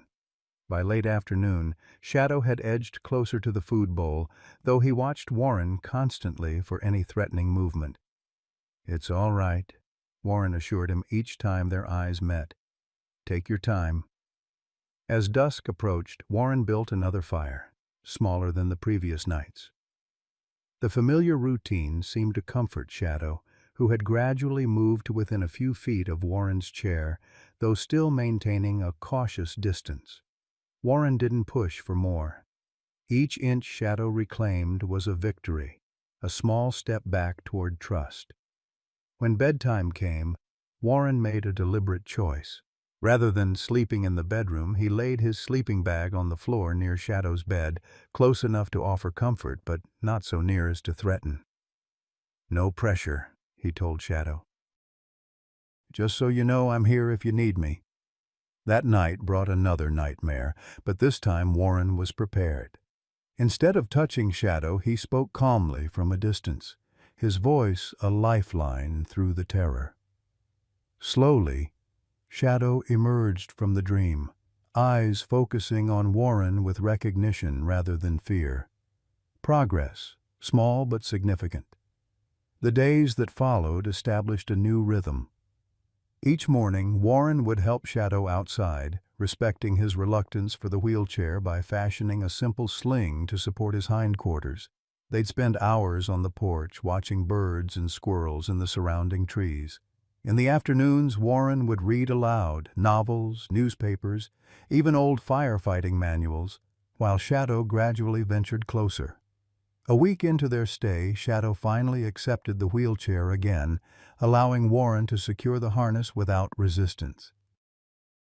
They took short walks around the cabin's perimeter, Shadow growing stronger and more confident with each outing. But the true breakthrough came on their 10th night. Warren woke in darkness to find Shadow standing over him, not in the grip of a nightmare, but deliberately seeking closeness. When Warren lifted his hand, Shadow pressed his muzzle into the palm, the gesture of trust bringing unexpected tears to Warren's eyes. "There you are," Warren whispered. "Welcome back, buddy." The next morning, Warren called Eleanor. "We've turned a corner," he reported. "He's coming back to himself." "I knew he would," she replied, satisfaction evident in her voice. "You both needed time away from the reminders." "It's peaceful here," Warren agreed. "I've been thinking, maybe we should stay longer, or find a place like this, away from town." "Running away?" Eleanor asked gently. Warren considered the question. Was that what he was doing? Hiding from Oak Ridge, from the memories of the trial, from the ghost of Frank Harrison that seemed less pressing in these mountains. "Maybe," he admitted, "for both our sakes." "Well, before you decide," Eleanor said, "there's something you should know. Remember that national magazine Patricia mentioned? They ran a feature on Shadow's case anyway, used court records and interviews with others involved. It's gone viral, Warren. People are calling the clinic asking how to help." Warren frowned. "Help how?" "Donations for Shadow's ongoing care. Offers to build specialized equipment for dogs with similar injuries. Even a physical therapist who works with disabled animals has volunteered services." Her voice warmed. "You and Shadow have become symbols of something important, healing after trauma, second chances." The responsibility of that role settled uncomfortably on Warren's shoulders. "We're just trying to get by, Ellie. One day at a time." "I know. But sometimes our private struggles help others more than we realize." She paused. "There's something else. A memorial service for Robert Harrison, next Wednesday in Oak Ridge." Warren's breath caught. "He's gone?" "Last night, peacefully in his sleep." Eleanor's voice gentled. "Patricia thought you'd want to know." After hanging up, Warren sat on the porch steps, absorbing the news. Robert Harrison had found him, forgiven him, and slipped away, completing the circle he'd spoken of. The timing seemed significant somehow, as if Harrison had been waiting for resolution before letting go. Shadow joined him on the porch, nudging Warren's hand with his nose. Warren scratched behind his ears, absently, mind still on Harrison. "We should go back," he told Shadow. "Pay our respects." Shadow tilted his head as if considering this proposal. "And after that," Warren gazed at the mountains, "after that we'll decide what's next." Together. They returned to Oak Ridge 2 days later, the truck winding down from the mountains into the familiar valley. Warren felt a tightness in his chest as they passed the "Welcome to Oak Ridge" sign, uncertain how Shadow would react to being back where his trauma began. To his surprise, Shadow seemed calmer than before they'd left. The dog watched the passing scenery with interest rather than anxiety, his posture relaxed in the passenger seat. Perhaps the time away had helped him as much as it had Warren, creating distance from the memories, perspective on the present. Warren's house stood unchanged, though someone, Eleanor most likely, had mowed the lawn and collected his mail. As he helped Shadow from the truck, Warren noticed a package on the porch. Inside he found a framed photograph of Robert Harrison in his younger days, standing beside his son Frank in firefighter uniforms. A note accompanied it. "For the man who remembered my son, R.H." Warren placed the photograph on his mantel, a bittersweet reminder of loss and forgiveness. Shadow watched from his bed, seemingly understanding the significance of the moment. The day of Harrison's memorial arrived clear and cool. Warren dressed in his one good suit, polished shoes that rarely left the closet. After a moment's hesitation, he decided to bring Shadow along. The dog had become part of this story, this circle of redemption Harrison had spoken of. The service was held at Oak Ridge Community Church, a simple white building with stained glass windows depicting scenes of nature. Warren was surprised by the turnout, at least 100 people filling the pews, many he recognized from around town. Eleanor saved him a seat near the back, where Shadow could lie comfortably in the aisle.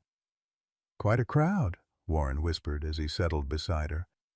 "He was well loved," Eleanor replied. Lived here his whole life, except for the years in Portland after Frank joined the fire department. The service was dignified but warm, filled with stories of Harrison's life, his work as a contractor, his devotion to family, his quiet generosity to neighbors in need. Several people mentioned his pride in his son Frank, the firefighter who died heroically in the line of duty. Warren listened with a tightening throat, Shadow's head resting against his shoe. The version of Frank's death presented here was simpler, cleaner than the reality Warren carried. No mention of the rescue dog, the wasted minutes, the what-ifs that had haunted Warren for 15 years. When the pastor invited attendees to share memories, Warren remained seated. What could he say that wouldn't unravel the narrative of heroism the community had woven around Frank's death? How could he honor Harrison without exposing his own role in the tragedy? The decision was taken from him when the pastor called his name directly.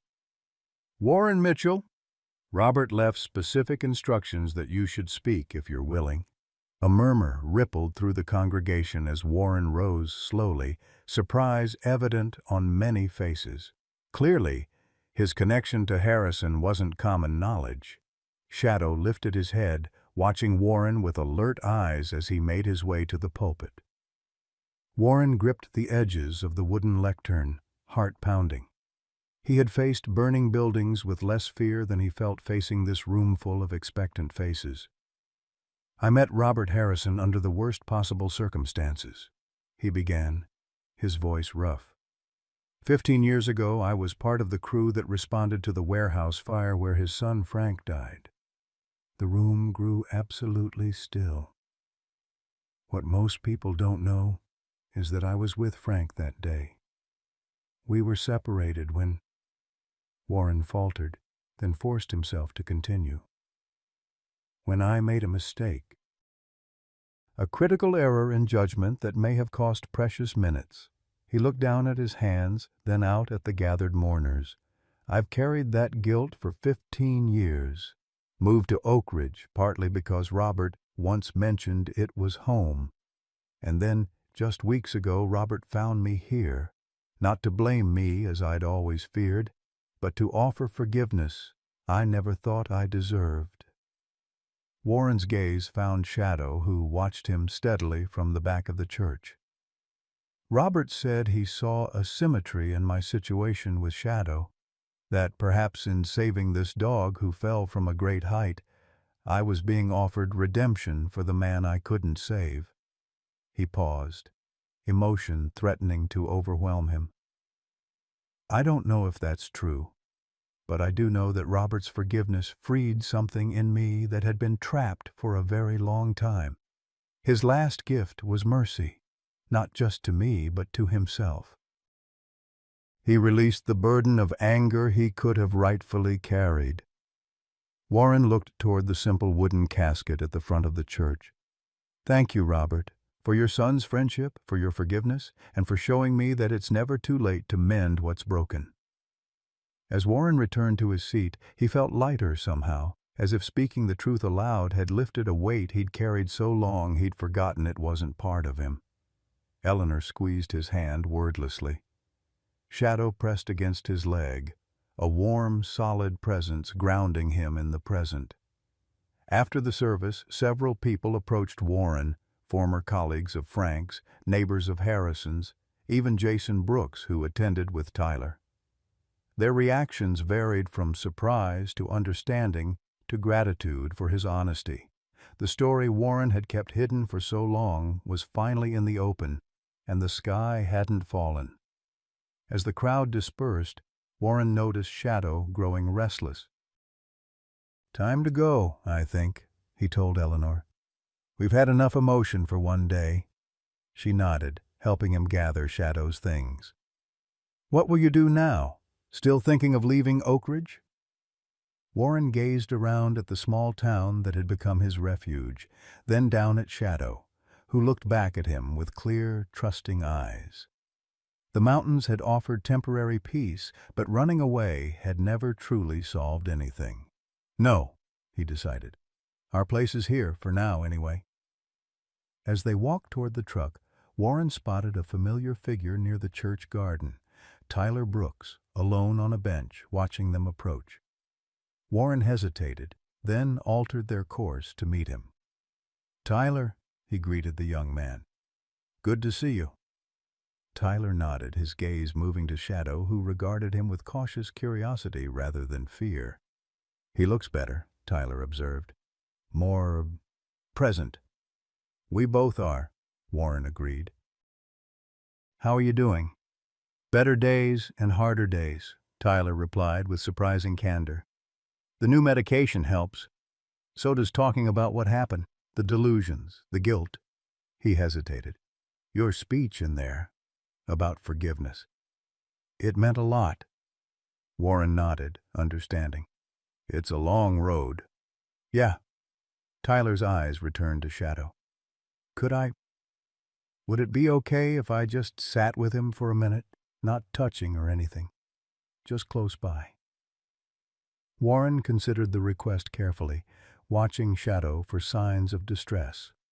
The dog seemed alert but not fearful, perhaps recognizing Tyler's scent from their previous encounters. "All right," Warren agreed. "Just for a few minutes."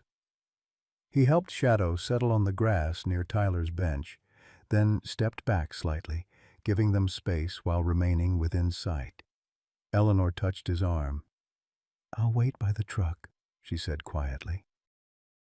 Warren watched as Tyler spoke softly to Shadow, not reaching toward him, simply sitting nearby, occasionally glancing at the dog with a mixture of remorse and wonder. Shadow, for his part, remained calm, eventually relaxing enough to sniff the air in Tyler's direction. Not forgiveness, not yet, but perhaps the beginning of understanding, the recognition that both had been wounded, both were healing, both deserved the chance to move forward without being defined solely by their darkest moments. After a few minutes, Tyler stood. "Thank you," he said simply to Warren. Warren nodded. "Small steps, Tyler. That's how healing works." As Warren helped Shadow back into his wheelchair, he felt a profound sense of having come full circle. Robert Harrison had been right. There was symmetry here, not just in the parallels between Frank's death and Shadow's fall, but in the larger pattern of damage and repair, guilt and forgiveness, falling and rising again. Shadow seemed to sense Warren's thoughts, pressing his head against Warren's hand in a gesture that had become their private shorthand for connection. Together they made their way across the church lawn toward Eleanor and the waiting truck, toward home, toward whatever came next in their shared journey of redemption. 3 weeks after Robert Harrison's memorial service, autumn arrived in earnest. The maple tree in Warren's yard blazed with red and gold, scattering leaves that Shadow watched with fascination from his spot on the porch. The dog's progress had continued steadily since their return from the mountains, physically and emotionally, though some days were still harder than others. Warren sat in the rocking chair beside Shadow, coffee mug warming his hands against the morning chill. The newspaper lay open on his lap to an article about Shadow's case, one of many that had appeared since the hearing. This one featured interviews with veterinarians about animal trauma recovery, with Shadow cited as an example of resilience.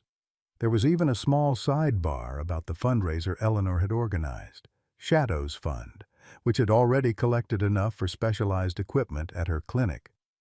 "You're a celebrity," Warren told Shadow, who appeared thoroughly unimpressed by this information. The phone rang inside. Warren set down his coffee with a sigh. These days, calls usually meant interview requests, or worse, well-meaning strangers wanting to visit the miracle dog. Eleanor had become his unofficial screener, fielding most inquiries, but some still got through. This call, however, was from Patricia Winters. "Warren," she began without preamble, "I've just received some disturbing news. Jason Brooks was arrested last night." Warren frowned. "For what?" "Assault. Apparently he attacked Tyler's psychiatrist during a family therapy session." Patricia's voice was grim. From what I've pieced together, the doctor suggested Tyler's condition might have been exacerbated by Jason's parenting, possibly even emotional abuse. Jason didn't take it well. Warren felt a cold weight settle in his stomach. Is everyone all right? The doctor has a broken nose but declined hospitalization. Tyler wasn't physically harmed, but he witnessed everything. Patricia paused. There's more. The police found concerning materials in Jason's apartment, journals documenting bizarre religious delusions, similar to Tyler's. The working theory is that Jason may have undiagnosed mental illness himself, potentially even influenced Tyler's delusions about demons. Warren sank into a kitchen chair, processing this revelation. So, when Tyler thought Shadow was possessed, he might have been echoing beliefs Jason had expressed, Patricia finished. The investigation is ongoing, but there's a strong suggestion that Jason's issues predated Tyler's diagnosis. What happens to Tyler now? That's why I'm calling, Patricia said. He's being evaluated at Oak Ridge Memorial Hospital. Social services is involved. He'll need a placement once discharged. Either a group home or an approved guardian. Warren's grip tightened on the phone. He's 19. Legally an adult. Yes, but with his psychiatric history and now this trauma, the court considers him a vulnerable adult. He needs supervised care, at least temporarily. Patricia hesitated. He's been asking for you, Warren. Me? Warren couldn't hide his surprise. Why me? The social worker says you're one of the few adults he seems to trust right now. Something about how you handled Shadow's case, your honesty about past mistakes, your patience. Another pause. They're wondering if you'd be willing to meet with him. Not as a guardian, she added quickly. Just as a supportive presence during this transition. Warren glanced out the window at Shadow, who had maneuvered himself down the porch ramp and was now investigating fallen leaves with his nose. When? This afternoon, if possible. I can pick you up at 2. After hanging up, Warren stepped outside, troubled by this new development. He'd seen Jason Brooks as many things, negligent, perhaps, misguided in his legal pursuit of Shadow, but never as potentially abusive or delusional. The possibility cast Tyler's actions in an entirely new light. Shadow looked up as Warren approached, leaves clinging to his fur. The dog had developed remarkable mobility despite his permanent injuries, learning to leverage his strong front legs to compensate for his weaker hindquarters. The wheelchair remained necessary for longer excursions, but around the yard, Shadow managed surprisingly well on his own. We've got a situation, buddy, Warren told him, brushing leaves from the German Shepherd's back. Tyler needs help. Shadow tilted his head as if considering this information. By 2 o'clock, Warren had arranged for Eleanor to check on Shadow and was waiting on the porch when Patricia's sedan pulled into the driveway. The lawyer looked tired, the circles under her eyes suggesting she'd been working on this case through the night. Thanks for doing this, she said as Warren settled into the passenger seat. Tyler's doctor thinks seeing a stable male figure could be important right now. Warren raised an eyebrow. And I qualify as stable? Patricia offered a tired smile. More than you give yourself credit for. Oak Ridge Memorial was a modest facility on the edge of town, its brick exterior softened by carefully maintained gardens.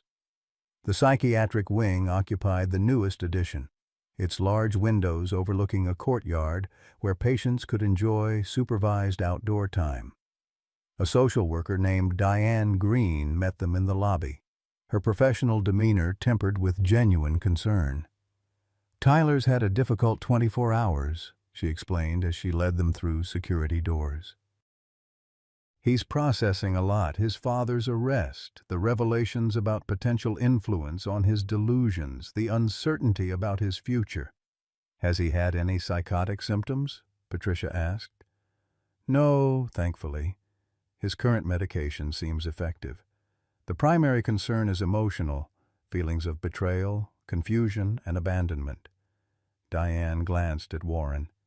He specifically asked for you after watching news coverage of your speech at Robert Harrison's memorial. Something about second chances resonated with him. They stopped outside a room with a small window in the door. Through it, Warren could see Tyler sitting on the edge of a hospital bed, staring at his hands. The young man looked painfully vulnerable in hospital-issued clothes, his thin frame hunched as if carrying an invisible weight. "I'll give you some privacy," Diane said, "but I'll be just down the hall if needed." Warren entered alone, Patricia waiting outside. Tyler looked up, surprise and relief washing over his face. "You came," he said simply. Warren took the chair beside the bed. "Of course. How are you holding up?" Tyler's laugh held no humor. "My dad's in jail. Turns out he might be crazier than me." He shook his head. "They found all these journals, writings about demons possessing animals, people. He never showed me, but he'd talk about it sometimes. I thought it was normal religious stuff." His voice dropped. "Turns out I got my crazy from somewhere." "Mental illness isn't crazy," Warren corrected gently. "And you're getting treatment. That takes courage." Tyler studied him. "Why are you being nice to me?" "After what I did to Shadow." Warren considered the question carefully. "Because I understand making a terrible mistake based on what you believed was true at the time. And I understand what it's like to live with the consequences." They sat in silence for a moment before Tyler spoke again. "They want to send me to a group home in Portland until I'm stable enough for independent living." His fingers twisted in the bedsheet. "I don't know anyone in Portland." Warren nodded, understanding the fear beneath the statement. "It's scary, starting over somewhere new." "Were you scared? When you moved here after—" Tyler hesitated. "After what happened with your firefighter friend?" "Terrified," Warren admitted. "But sometimes a fresh start helps. New places, new people who don't know your worst day." Tyler nodded slowly. "Maybe." He looked up. "Could I ask you something before I go?" "Of course." "Could I see Shadow again? Not at your house or anything?" he added quickly. "Maybe just at the park or somewhere public. I keep dreaming about him falling. I want to see him." "Okay. One more time." The request was unexpected but not unreasonable. Warren thought of Shadow's reaction to Tyler at the memorial, cautious but not fearful. "I think that could be arranged. And if your doctors approve." Relief washed over Tyler's face. "Thank you." As their visit concluded, Diane and Patricia rejoined them, discussing logistics for Tyler's transfer to the Portland facility, scheduled for the end of the week. Warren found himself troubled by the young man's isolation. No family left to support him, no friends mentioned, just a system designed to keep him safe but not necessarily nurtured. Outside the hospital, Patricia sensed his disquiet. "You're thinking something," she observed as they walked to her car. Warren nodded. "Tyler's case, the group home placement." "What about it?" Warren hesitated, the idea that had been forming still nebulous. "It just seems impersonal, clinical. He's a kid who's been through hell, partly because of circumstances beyond his control." Patricia studied him. "There aren't many alternatives, Warren. He needs structured support, medication management, regular therapy." "I know." Warren stared at the hospital building. "But he also needs someone in his corner, someone who understands both sides of his experience." Patricia's eyes widened slightly. "Warren, are you suggesting—" "I don't know what I'm suggesting," he interrupted. "Just thinking out loud." But the thought followed him home, persisting as he greeted Shadow and resumed their evening routine. Tyler Brooks, who had nearly killed Shadow in the grip of delusions possibly planted by his own father. Tyler, who had ultimately withdrawn his claim to Shadow out of concern for the dog's well-being. Tyler, alone in a hospital room, facing an uncertain future. Warren mentioned the situation to Eleanor when she stopped by that evening to deliver Shadow's medication refill. "It's complicated," he concluded. "The kid made a terrible mistake, but he's paying for it 1,000 times over." Eleanor considered this as she checked Shadow's healing surgical scar. "You feel responsible for him somehow." "Not responsible, exactly." Warren frowned. "More connected.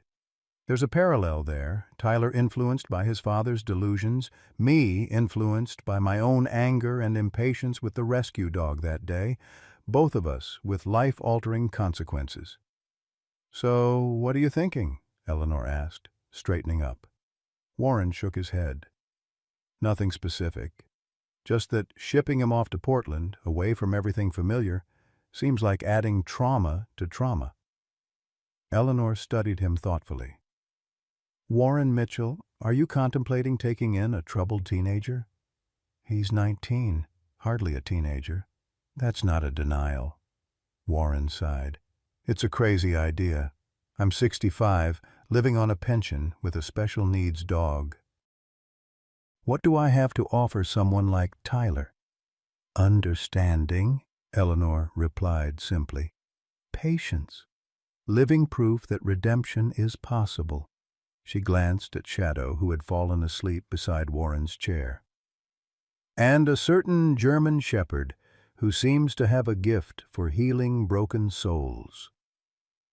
The next day brought a call from Diane Green. "Tyler's doctor has approved the meeting with Shadow," she said. "Would tomorrow afternoon work? We can use the hospital courtyard. It's secure but pleasant." Warren agreed, then spent the evening preparing Shadow.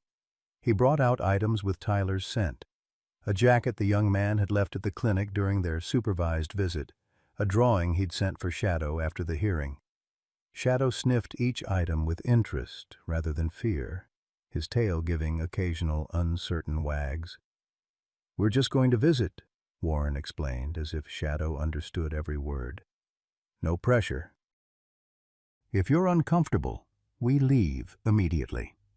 The following afternoon was unseasonably warm. The courtyard bathed in golden autumn light. Warren arrived with Shadow in his wheelchair, the dog alert but calm as they were escorted through the hospital corridors. Tyler was already waiting, seated on a bench near a small fountain, dressed in his own clothes rather than hospital garb. A positive sign. When he spotted them, Tyler stood but didn't approach, allowing Shadow to set the pace of their interaction. Warren guided the wheelchair forward slowly, watching Shadow for signs of distress. The dog's ears were forward with interest, his posture relaxed, a stark contrast to his terrified reaction to Jason Brooks at the clinic. "Hey, Shadow," Tyler said softly when they were a few feet away. "You look good." Warren stopped, letting Shadow decide what happened next. After a moment's hesitation, the dog moved his wheelchair forward slightly, stretching his neck to sniff Tyler's extended hand. No growling, no trembling, just cautious curiosity. Tyler's eyes filled with tears. "He's not afraid of me. He remembers you from the memorial," Warren explained, "and from court. You stood up for him when it mattered." They settled on the bench, Shadow positioned between them. Tyler spoke quietly about his treatment, the medications that helped quiet the voices, the therapy sessions that were teaching him to distinguish between reality and delusion. Warren listened, offering occasional insights from his own experience with trauma and recovery. "The doctors say I might always need medication," Tyler admitted. "That the schizophrenia won't go away completely." Warren nodded. "Shadow will always need his wheelchair for long walks. His spine won't fully heal." "But that doesn't mean he can't have a good life." Tyler absorbed this, watching Shadow bask in the autumn sunshine. My dad's lawyer says he'll probably plead insanity, end up in a psychiatric facility instead of prison. How do you feel about that? Tyler considered the question. Sad. Angry. Relieved, maybe? At least he'll get help. He paused. They found pictures in his journals, drawings of animals with demon faces. One looked exactly like Shadow. Warren felt a chill despite the warm afternoon. So, when you thought Shadow was possessed, I was seeing what my dad had already put in my head. Tyler's hands trembled slightly. I don't know where his delusions end and mine begin anymore. That's what the therapy is for, Warren said gently, to help you find your own reality. Tyler nodded, then reached slowly toward Shadow, palm up. The dog sniffed his fingers, then, to both their surprise, licked Tyler's hand once before settling back in his wheelchair. I think, Warren said carefully, that might be as close to forgiveness as Shadow can express. Tyler wiped his eyes with his sleeve. More than I deserve. As their visit concluded, Diane approached to escort Tyler back inside. Mr. Mitchell, could I have a word before you leave? Once Tyler had gone, Diane led Warren to a quieter corner of the courtyard, Shadow following in his wheelchair. I wanted to update you on Tyler's placement situation, she began. The Portland facility has a waiting list. It might be several weeks before space opens up. Warren frowned. Where will he go in the meantime? That's the challenge. He can't stay here indefinitely. Hospital resources are limited, but he's not ready for independent living. Diane hesitated. I understand you've expressed some concern about his placement? Warren nodded, suddenly understanding where this conversation was heading. I mentioned it to Patricia Winters, yes? Would you consider, Diane chose her words carefully, there's a local program, adult foster care for those with mental health challenges. Approved homes provide structured support while the individual continues outpatient treatment. You're asking if I would take Tyler in, Warren stated flatly. Not permanently, Diane clarified. A transitional placement, 3 to 6 months. It would allow him to remain in familiar surroundings, continue with his current treatment team, while developing independent living skills. Warren glanced at Shadow, who watched the exchange with apparent interest. I'm not qualified. I have no background in mental health care. The program provides training and support, regular check-ins from case managers, crisis response if needed. Diane's expression softened. Tyler trusts you, Mr. Mitchell. That's rare and valuable for someone in his situation. Warren ran a hand through his hair, overwhelmed by the suggestion. I need to think about this. It's a big responsibility. Of course, Diane agreed. Take the weekend to consider it, but we'll need to know by Monday. Tyler's discharge planning can't wait much longer. On the drive home, Warren's mind raced with implications. Taking in Tyler would mean radical changes to his quiet routine, potential challenges he couldn't yet anticipate. What if Tyler had a psychotic episode under his roof? What if Shadow's hard-won stability was compromised? What if Warren himself wasn't up to the task? Yet alongside these concerns ran a parallel current of possibility. Tyler needed exactly what Warren had needed after Frank's death. A second chance, a safe place to rebuild, someone who understood the weight of irreversible mistakes. Shadow seemed to sense Warren's inner conflict, resting his head on Warren's leg at stoplights, offering wordless companionship. What do you think, buddy? Warren asked as they turned onto their street. Could we handle one more wounded soul in this house? Shadow's tail thumped against the seat, not exactly an answer, but encouragement nonetheless. Warren spent Saturday gathering information, calling Patricia for legal insights, researching the adult foster care program online, making a list of questions for Diane. By Sunday morning, he found himself sitting with Eleanor on his back porch, Shadow sprawled between them, laying out the pros and cons. "The biggest risk is to Shadow," Warren concluded. "If Tyler had a relapse, if old trauma resurfaced—" Eleanor nodded thoughtfully. "It's a legitimate concern, but Shadow's shown remarkable resilience, and he didn't react negatively to Tyler at the hospital. That was a controlled setting. Short duration." "True." Eleanor sipped her tea. "What does your gut tell you, Warren?" He sighed, watching Shadow doze in a patch of sunlight. "That Tyler deserves the same chance at redemption that I've been given, that Shadow gave me." "Then I think you have your answer," Eleanor smiled. "Besides, I'm right down the street if you need backup." Monday morning found Warren in Diane Green's office, reviewing paperwork for the foster care program. The requirements were substantial: home inspections, background checks, training sessions, but expedited given Tyler's imminent discharge. "We would aim for placement by the end of next week," Diane explained. "Assuming all approvals come through." Warren nodded, signing where indicated. "What about Tyler? Has anyone discussed this with him?" "Not specifically. We didn't want to raise expectations until we had a confirmed placement." Diane hesitated. "Would you like to tell him yourself?" That afternoon, Warren returned to the hospital alone, having left Shadow with Eleanor to avoid overwhelming Tyler with the news. The young man was in the day room, participating half-heartedly in a group activity. When he spotted Warren, surprise crossed his features. "2 visits in 1 week," Tyler said as they moved to a quiet corner. "I'm honored." Warren smiled. "How are you feeling today?"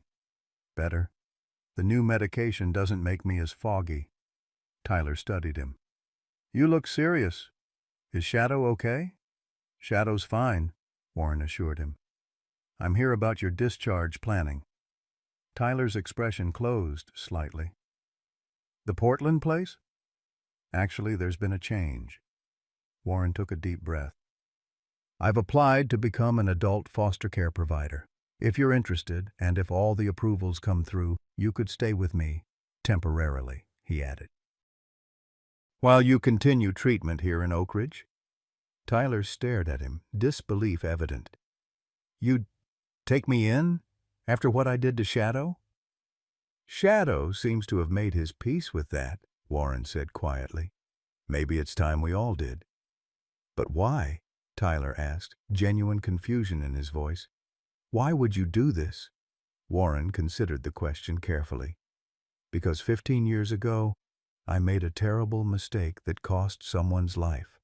I've spent every day since then trying to make amends, to be worthy of a second chance."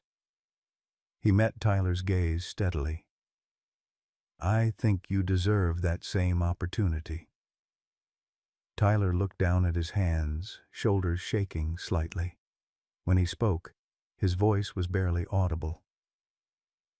"Thank you." The following days passed in a flurry of activity. Warren's home was inspected, modifications suggested to accommodate Tyler's needs, a secure location for medications, emergency contacts posted prominently, a separate bedroom with appropriate privacy. Warren attended intensive training sessions on mental health first aid, crisis de-escalation, and medication management. Throughout the process, he kept Shadow involved, bringing home Tyler's scent on borrowed items, setting up the spare bedroom while explaining to Shadow who would be staying there, maintaining their regular routines to provide stability amid the changes. Eleanor proved invaluable, helping Warren prepare both practically and emotionally for his new role. "Remember," she cautioned, "you're not his therapist or his parent. You're providing a stable environment while he learns to manage his condition." Patricia Winters handled the legal aspects, ensuring Warren's rights and responsibilities were clearly defined. "This is temporary guardianship," she reminded him, "very different from adoption. The goal is Tyler's independence." Finally, 10 days after Warren's initial application, approval came through. Tyler would be discharged the following morning with a structured treatment plan including daily medication, twice-weekly therapy sessions, and regular check-ins with his case manager. Warren spent the evening making final preparations, stocking the refrigerator with foods Tyler had mentioned liking, setting up a television in the spare room, creating space in the bathroom for Tyler's belongings. Shadow followed him from room to room, his curiosity about these changes evident. "We're going to have a house guest," Warren explained as they completed their evening walk. "Someone who needs a safe place to heal, just like you did." That night, as Warren lay awake contemplating the magnitude of what he'd undertaken, Shadow left his bed and moved to Warren's side, resting his head on the mattress. Warren reached down to scratch behind the dog's ears. "Are we doing the right thing, buddy?" Shadow's amber eyes held steady, filled with the same trust Warren had worked so hard to rebuild after the courthouse setback. In that gaze, Warren found his answer. Sometimes healing came through the very relationships that seemed most unlikely. The next morning dawned clear and cold, frost painting the windows with delicate patterns. Warren helped Shadow with his morning exercises, then loaded him into the truck for the drive to Oak Ridge Memorial. They arrived to find Tyler waiting in the lobby, a small duffel bag containing his few possessions at his feet, his expression a mixture of hope and apprehension. "Ready?" Warren asked simply. Tyler nodded, glancing at Shadow in the truck's passenger seat. "If he is." Shadow watched through the window as Tyler approached, his tail giving a single tentative wag of recognition. When Tyler opened the back door and climbed in, Shadow turned to observe him but showed no signs of distress. "Hey, Shadow," Tyler said softly. "Looks like we're going to be roommates for a while." As they drove toward Warren's house, toward an arrangement none of them could have imagined 6 months earlier, Warren felt a strange sense of completion. The circle Robert Harrison had spoken of was expanding, drawing in new connections, new possibilities for redemption. Shadow seemed to sense it too, his gaze moving between Warren and Tyler in the rearview mirror, as if assessing this unlikely family forming around him. When Warren caught his eye, Shadow's tail thumped against the seat. Not quite approval, perhaps, but acceptance. For now, that was enough. 3 months after Tyler Brooks moved into Warren Mitchell's spare bedroom, spring arrived in Oak Ridge with a gentle persistence. Cherry blossoms dotted the town in explosions of pink and white, and the mountains shed their snowy caps to reveal tender green slopes beneath. In Warren's backyard, the first daffodils pushed through soil warmed by lengthening days, their bright faces turned toward the sun. On this particular morning, Warren sat on his porch with a cup of coffee, watching Shadow navigate the yard with remarkable agility. The dog still used his wheelchair for longer excursions, but around the familiar territory of home, he had developed an efficient three-legged gait, dragging his weaker hindquarters with determined dignity. Beside Warren, Tyler occupied the second rocking chair, sketching in a notebook balanced on his knee. "He's getting faster," Tyler observed, his pencil capturing Shadow's movement with quick, confident strokes. The drawing showed not Shadow's disability, but his grace, the powerful shoulders, the alert ears, the intelligent eyes that missed nothing. Warren nodded. "Eleanor says he's built up compensatory muscle. Nature finds a way." Tyler had proven to be a talented artist, his sketchbooks filling with drawings of Shadow, the mountains surrounding Oak Ridge, and occasionally Warren himself, captured unaware while reading or tending the garden. The medication had steadied Tyler's hands along with his mind, allowing this gift to emerge. "Speaking of Eleanor," Warren said, "she's stopping by this afternoon to check Shadow's hip, and she mentioned bringing those brochures." Tyler's pencil paused. "For the community college? Art therapy program. She thinks you should consider it for fall semester." Tyler returned to his sketch, silent for a long moment. "That's still 6 months away." "Good time to start planning," Warren replied, careful to keep his tone neutral. Tyler's placement was technically temporary, 3 to 6 months according to the original agreement. They were approaching the 3-month mark now, with no discussions yet about what would follow. Before Tyler could respond, Shadow barked sharply, alerting them to a car pulling into the driveway. Diane Green, Tyler's case manager, emerged with her usual clipboard and professional smile. "Good morning, gentlemen," she called, climbing the porch steps. "Beautiful day, isn't it?" Tyler closed his sketchbook as Diane settled into the chair Warren vacated for her. These bi-weekly check-ins had become routine. Discussions of Tyler's medication compliance, therapy progress, and general adjustment to the foster placement. Warren usually gave them privacy, using the time to run errands or work in the garage, where he'd been restoring an old bookshelf for Tyler's growing collection of art supplies. "I'll be back in an hour," Warren told them, whistling for Shadow to join him. "Need anything from town, Tyler?" The young man shook his head. "I'm good. Thanks." Warren loaded Shadow into the truck, catching the familiar tension in Tyler's shoulders as Diane opened her folder. These sessions were necessary but difficult, forcing Tyler to articulate his progress, confront ongoing challenges, and inevitably discuss his father, whose case continued moving slowly through the legal system. In town, Warren completed his usual Saturday rounds, the hardware store for garden supplies, the grocery for the coming week's meals, and finally Eleanor's clinic, where Shadow had his weekly physical therapy session. The German Shepherd had become something of a local celebrity, greeting the clinic staff with dignified acceptance of their affection. "There's our miracle boy," Eleanor said warmly as they entered. Shadow's tail wagged at her familiar voice. "Ready for your workout?" Warren watched as Eleanor guided Shadow through his exercises, stretching tight muscles, massaging atrophied tissue, testing range of motion in the damaged hip. 3 veterinary students observed from the corner, taking notes for a case study Eleanor was preparing on long-term trauma recovery in canines. "He's doing remarkably well," Eleanor told Warren afterward, handing him Shadow's updated medication chart. "I'd say he's at about 85% of his potential mobility now." "And that potential is?"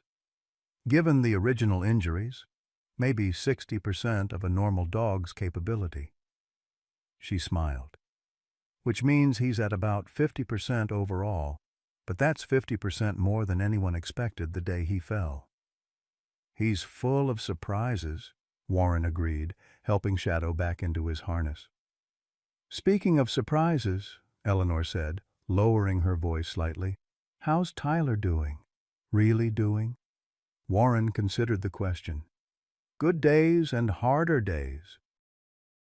The medication keeps the delusions at bay, but he still struggles with shame, nightmares about Shadow falling, anger about his father's influence." Eleanor nodded. "That's to be expected. Trauma recovery isn't linear, for humans or animals." "He's starting to think about the future, though. Art classes, maybe. He has real talent." "And the living arrangement? Diane mentioned the initial placement period is nearly up." Warren sighed, a weight settling in his chest. "We haven't discussed it yet. I'm not sure what he wants, or what would be best for him." Eleanor's expression softened. "And what do you want, Warren?" The question caught him off guard. "I want what's best for Tyler." "That's not what I asked." Warren busied himself adjusting Shadow's leash, avoiding Eleanor's perceptive gaze. "I've gotten used to having him around," he admitted finally. "He's good company." "Good for Shadow, too. Gives him extra attention. Exercises him when my back acts up." "So you'd be open to extending the placement?" "If Tyler wants that, if his treatment team agrees." Warren straightened, meeting Eleanor's eyes. "But I don't want to hold him back. He's young, has his whole life ahead of him." Eleanor smiled gently. "Sometimes moving forward means having a solid foundation to build from. You've given him that, Warren. Whatever comes next." When Warren and Shadow returned home, they found Tyler alone on the porch, his expression thoughtful as he stared at the mountains in the distance. "Diane gone?" Warren asked, helping Shadow up the steps. Tyler nodded. "About 20 minutes ago." He hesitated. "She wanted to discuss next steps. My placement officially ends in 3 weeks." Warren's heart thumped painfully against his ribs. "Did she have recommendations?" "A few options. There's an opening at a group home in Oak Ridge now, less institutional than the Portland facility, or a supervised apartment program in Eugene where I'd live alone but have daily check-ins." Tyler's fingers tapped nervously against his sketchbook. "Or," she said, "extending this placement was possible, if we both wanted that." Warren settled into his rocking chair, buying time to steady his voice. "What do you want, Tyler?" The young man looked down at his hands. "I don't know. I never expected." He gestured vaguely at the house, at Shadow, at Warren. "Any of this. After what I did, I thought I'd lost everything. That I deserved to lose everything." "Nobody deserves to lose everything," Warren said quietly. "Not even those of us who've made terrible mistakes." Tyler nodded slowly. "That's what my therapist says. That recovery isn't about punishment, but about building a new life." He looked up, meeting Warren's gaze directly. "I like the life I'm building here. With you and Shadow, but I don't want to impose." Relief flooded Warren's chest. "You're not imposing, Tyler, not at all. So, you'd be okay with me staying longer?" "I'd be more than okay with it," Warren assured him. "This house was too quiet before you came. Shadow and I could use the company." The tension drained from Tyler's shoulders. "Thank you," he said simply.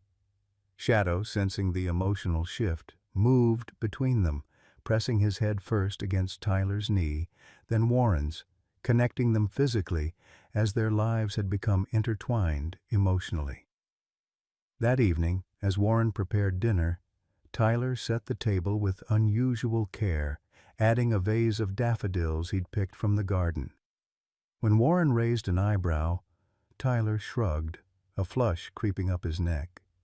"Seemed like something to celebrate," he explained. "Deciding to stay." Warren smiled. "It is." After dinner, they settled in the living room, Warren in his recliner with the newspaper, Tyler on the floor beside Shadow, putting the finishing touches on his latest drawing. The domesticity of the scene struck Warren suddenly. How naturally they'd fallen into these rhythms, these comfortable silences, this shared space. What had begun as a temporary arrangement, an act of compassion toward a troubled young man, had evolved into something that felt remarkably like family. "I've been thinking," Tyler said, breaking the silence, "about what Eleanor said, the art therapy program at the community college." Warren looked up from his paper. "Oh?" "I looked at the brochures she left. It's a 2-year program. Leads to certification." Tyler's pencil moved methodically across the paper. "I could work with kids someday. Or animals, maybe. People who've been through trauma." "You'd be good at that," Warren said, meaning it. Tyler's own experiences had given him an empathy that couldn't be taught. "The thing is," Tyler continued, "it would mean staying in Oak Ridge long term." He glanced up, uncertainty in his eyes. "Would that be okay? If I'm still here, still around, even after the placement officially ends?" The question held more than Tyler was saying aloud. He wasn't just asking about housing, he was asking about belonging, about permanence, about whether the connection they'd formed had room to grow beyond its clinical origins. Warren set his newspaper aside. "Tyler, this house has plenty of space. And as long as I'm around, you have a place in it, whether that's through the formal placement or whatever comes after." Tyler's smile was small but genuine. "Thank you. Besides," Warren added, "Shadow would miss you if you left." "He's gotten used to having his own personal artist around." As if hearing his name, Shadow raised his head from his paws, looking between the two humans with intelligent eyes. The dog had come so far from the broken, terrified creature Warren had first met at Eleanor's clinic. He would always bear the physical scars of his fall, the damaged hip, the weakened hindquarters, the occasional nightmares that woke him trembling. But those limitations had become simply part of who he was, not the whole of his identity. Warren thought perhaps the same could be said for all of them. Tyler would always carry the burden of what he'd done during his psychotic break, just as Warren would always carry the weight of Frank Harrison's death. But those moments, those terrible mistakes, no longer defined them entirely. They had found a way forward, not by forgetting the past, but by building something new alongside it. The following Saturday brought unexpected visitors. Warren was weeding the vegetable garden, Tyler was sketching on the porch, and Shadow was investigating a particularly interesting spot beneath the maple tree when a police cruiser pulled into the driveway. Officer Ben Davis emerged, accompanied by a familiar face. Samuel Tucker, the boy who had found Shadow after his fall. "Hope we're not intruding," Davis called as they approached. "Sam here has been asking about Shadow. Thought we might stop by." Warren straightened, brushing dirt from his hands. "Of course, Shadow's right over there." Samuel, taller than Warren remembered and somehow more serious, approached the German shepherd cautiously. Shadow regarded the boy with alert interest, tail wagging in tentative welcome. "He looks different," Samuel observed. "Better." "He is better," Warren agreed. "Thanks in large part to you. If you hadn't found him so quickly that day." Samuel nodded, understanding the unfinished thought. "Can I pet him?" "Sure." "Let him sniff your hand first." The boy followed instructions perfectly, extending his palm for Shadow to investigate before gently stroking the dog's head. Shadow leaned into the touch, recognizing perhaps the first human hands that had offered help after his fall. Tyler had remained on the porch, sketchbook closed, watching the interaction with a mixture of emotion Warren couldn't quite read. Officer Davis noticed him as well. "Tyler," the officer acknowledged with a nod. "Heard you're doing well." Tyler nodded back, his posture tense but composed. "Yes, sir. Much better." An awkward silence fell, the complex history between them hanging in the air. Davis had been first on the scene after Shadow's fall, had seen the dog's broken body, had later testified about Tyler's father's erratic behavior. Yet here they all were, victim, rescuer, perpetrator, connected by the German shepherd who now leaned contentedly against Samuel's leg. The boy broke the tension with the directness only children possess. "Are you the one who threw Shadow?" he asked Tyler, his tone curious rather than accusatory.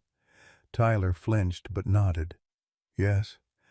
I was very sick then, hearing voices that weren't real." Samuel absorbed this.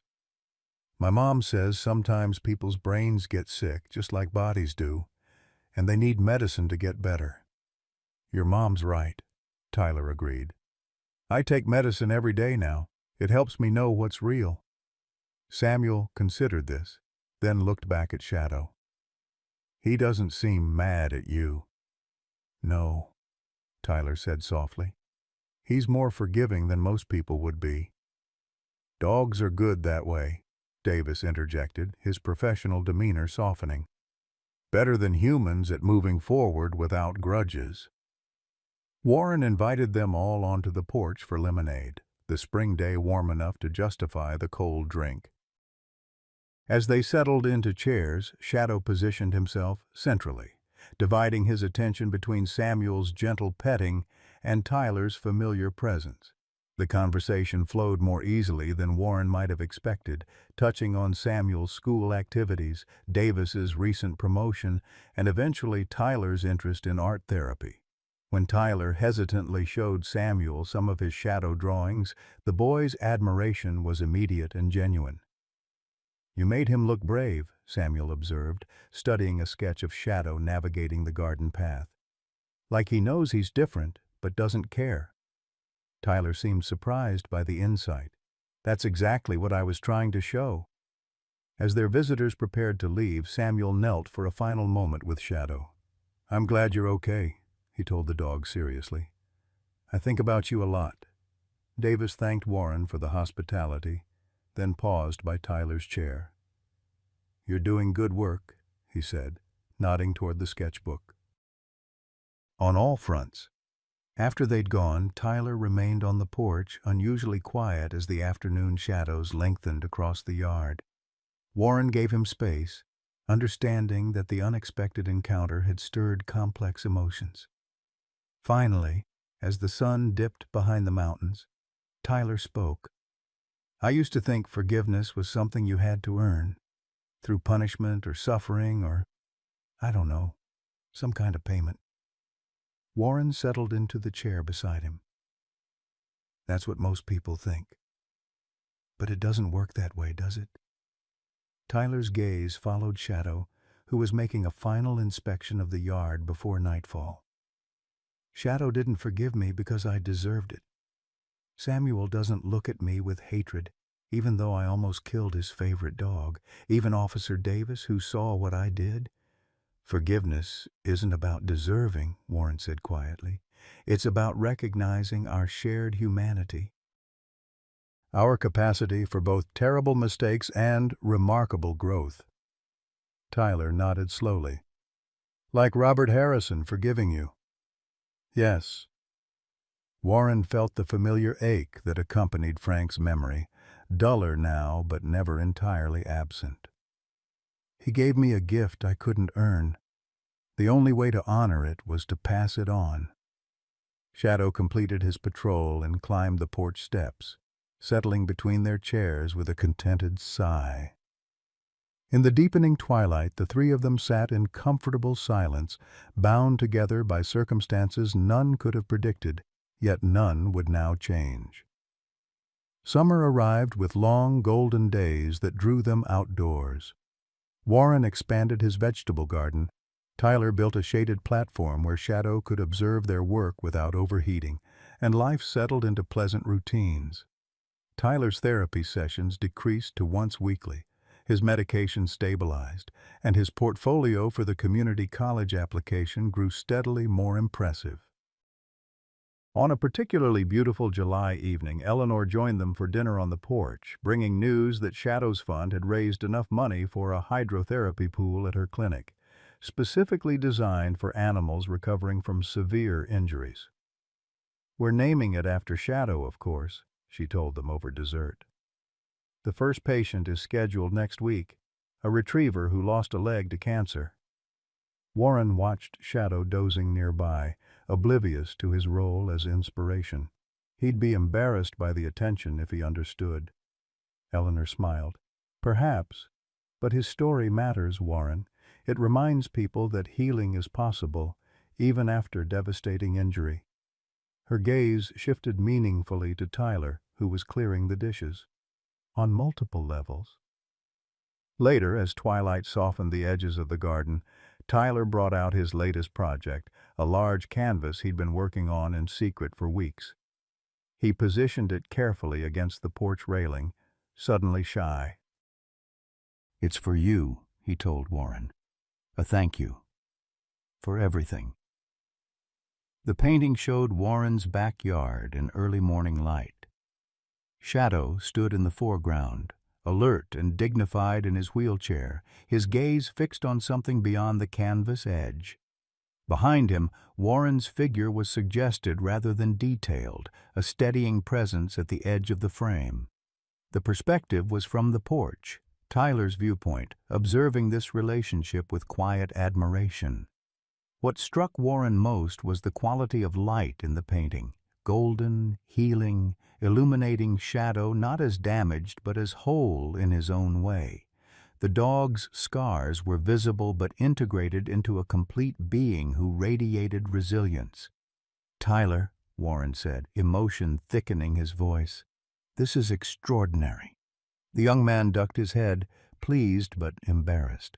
The art therapy instructor helped with some techniques, but the concept, I wanted to show how I see him. "How I see both of you." Shadow approached, sniffing curiously at the canvas before settling at Warren's feet, completing the tableau the painting captured so beautifully. "I'm thinking of calling it Second Chances," Tyler said. "If that's okay."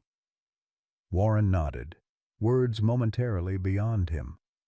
The painting crystallized something he'd felt but never articulated, how their unlikely household had become a place of healing for all of them. Shadow, thrown from a height that should have killed him. Tyler, emerging from the darkness of mental illness. Warren himself, finally making peace with a 15-year-old failure. "It's more than okay," Warren said finally. "It's perfect." As darkness fell, they moved inside, Shadow leading the way with the confidence of a dog who knew exactly where he belonged. The painting remained on the porch, catching the last light of day, a testament to their journey and a promise of paths yet to unfold. Warren paused in the doorway, watching Tyler settle at the kitchen table with his sketchbook while Shadow arranged himself on his bed nearby. The scene was so ordinary, so domestic, yet represented a kind of miracle when Warren considered where they'd all been a year earlier. There would be challenges ahead, certainly. Tyler's recovery would have setbacks alongside progress. Shadow would have days when his injuries pained him more than others. Warren's own ghosts would never entirely fade, but they had found in each other a kind of family, not bound by blood, but by something perhaps stronger. The choice to stand together against darkness, to believe in redemption, to see in each other not just the broken parts, but the possibility of wholeness. "You coming in?" Tyler called, looking up from his sketch. "Just enjoying the view," Warren replied, smiling as Shadow thumped his tail in agreement. The door closed behind him, shutting out the night, enclosing them in the warm light of home. Outside, the stars emerged above Oak Ridge, the same stars that had witnessed Shadow's fall, and now presided over his remarkable rise, not to his former self, but to something new, something tempered by suffering yet undefeated by it. As the old saying went, it's not how many times you fall that matters, but how many times you get back up. Shadow had proven that wisdom with every painful step of his recovery. And in their own ways, Warren and Tyler were proving it too, rising from their respective falls, finding balance on unsteady legs, moving forward together into whatever awaited them next. Not perfect, not unmarked, but whole in the ways that truly mattered. Shadow's journey from a broken dog thrown from a high rise to becoming the heart of an unlikely family reminds us that it's never too late for second chances. Like Warren, many of us carry burdens from our past, mistakes we've made, people we couldn't save, or paths not taken, and like Shadow, we bear scars that may never fully heal but don't have to define us. This story speaks to the courage it takes to start again in our golden years, to open our hearts when the safer choice would be to close them. Whether you're facing retirement, loss, or simply wondering if your most meaningful days are behind you, remember that healing comes in unexpected packages. Sometimes it's in the form of a damaged German shepherd who refuses to give up, or a troubled young person who needs exactly what your lifetime of experience can provide. The family we create in our later years, through choice rather than obligation, can bring the deepest fulfillment of all. Have you ever experienced an unexpected second chance that changed your life? Or is there someone who's given you the gift of forgiveness when you needed it most? Share your story in the comments below. Your journey might be exactly what someone else needs to hear today.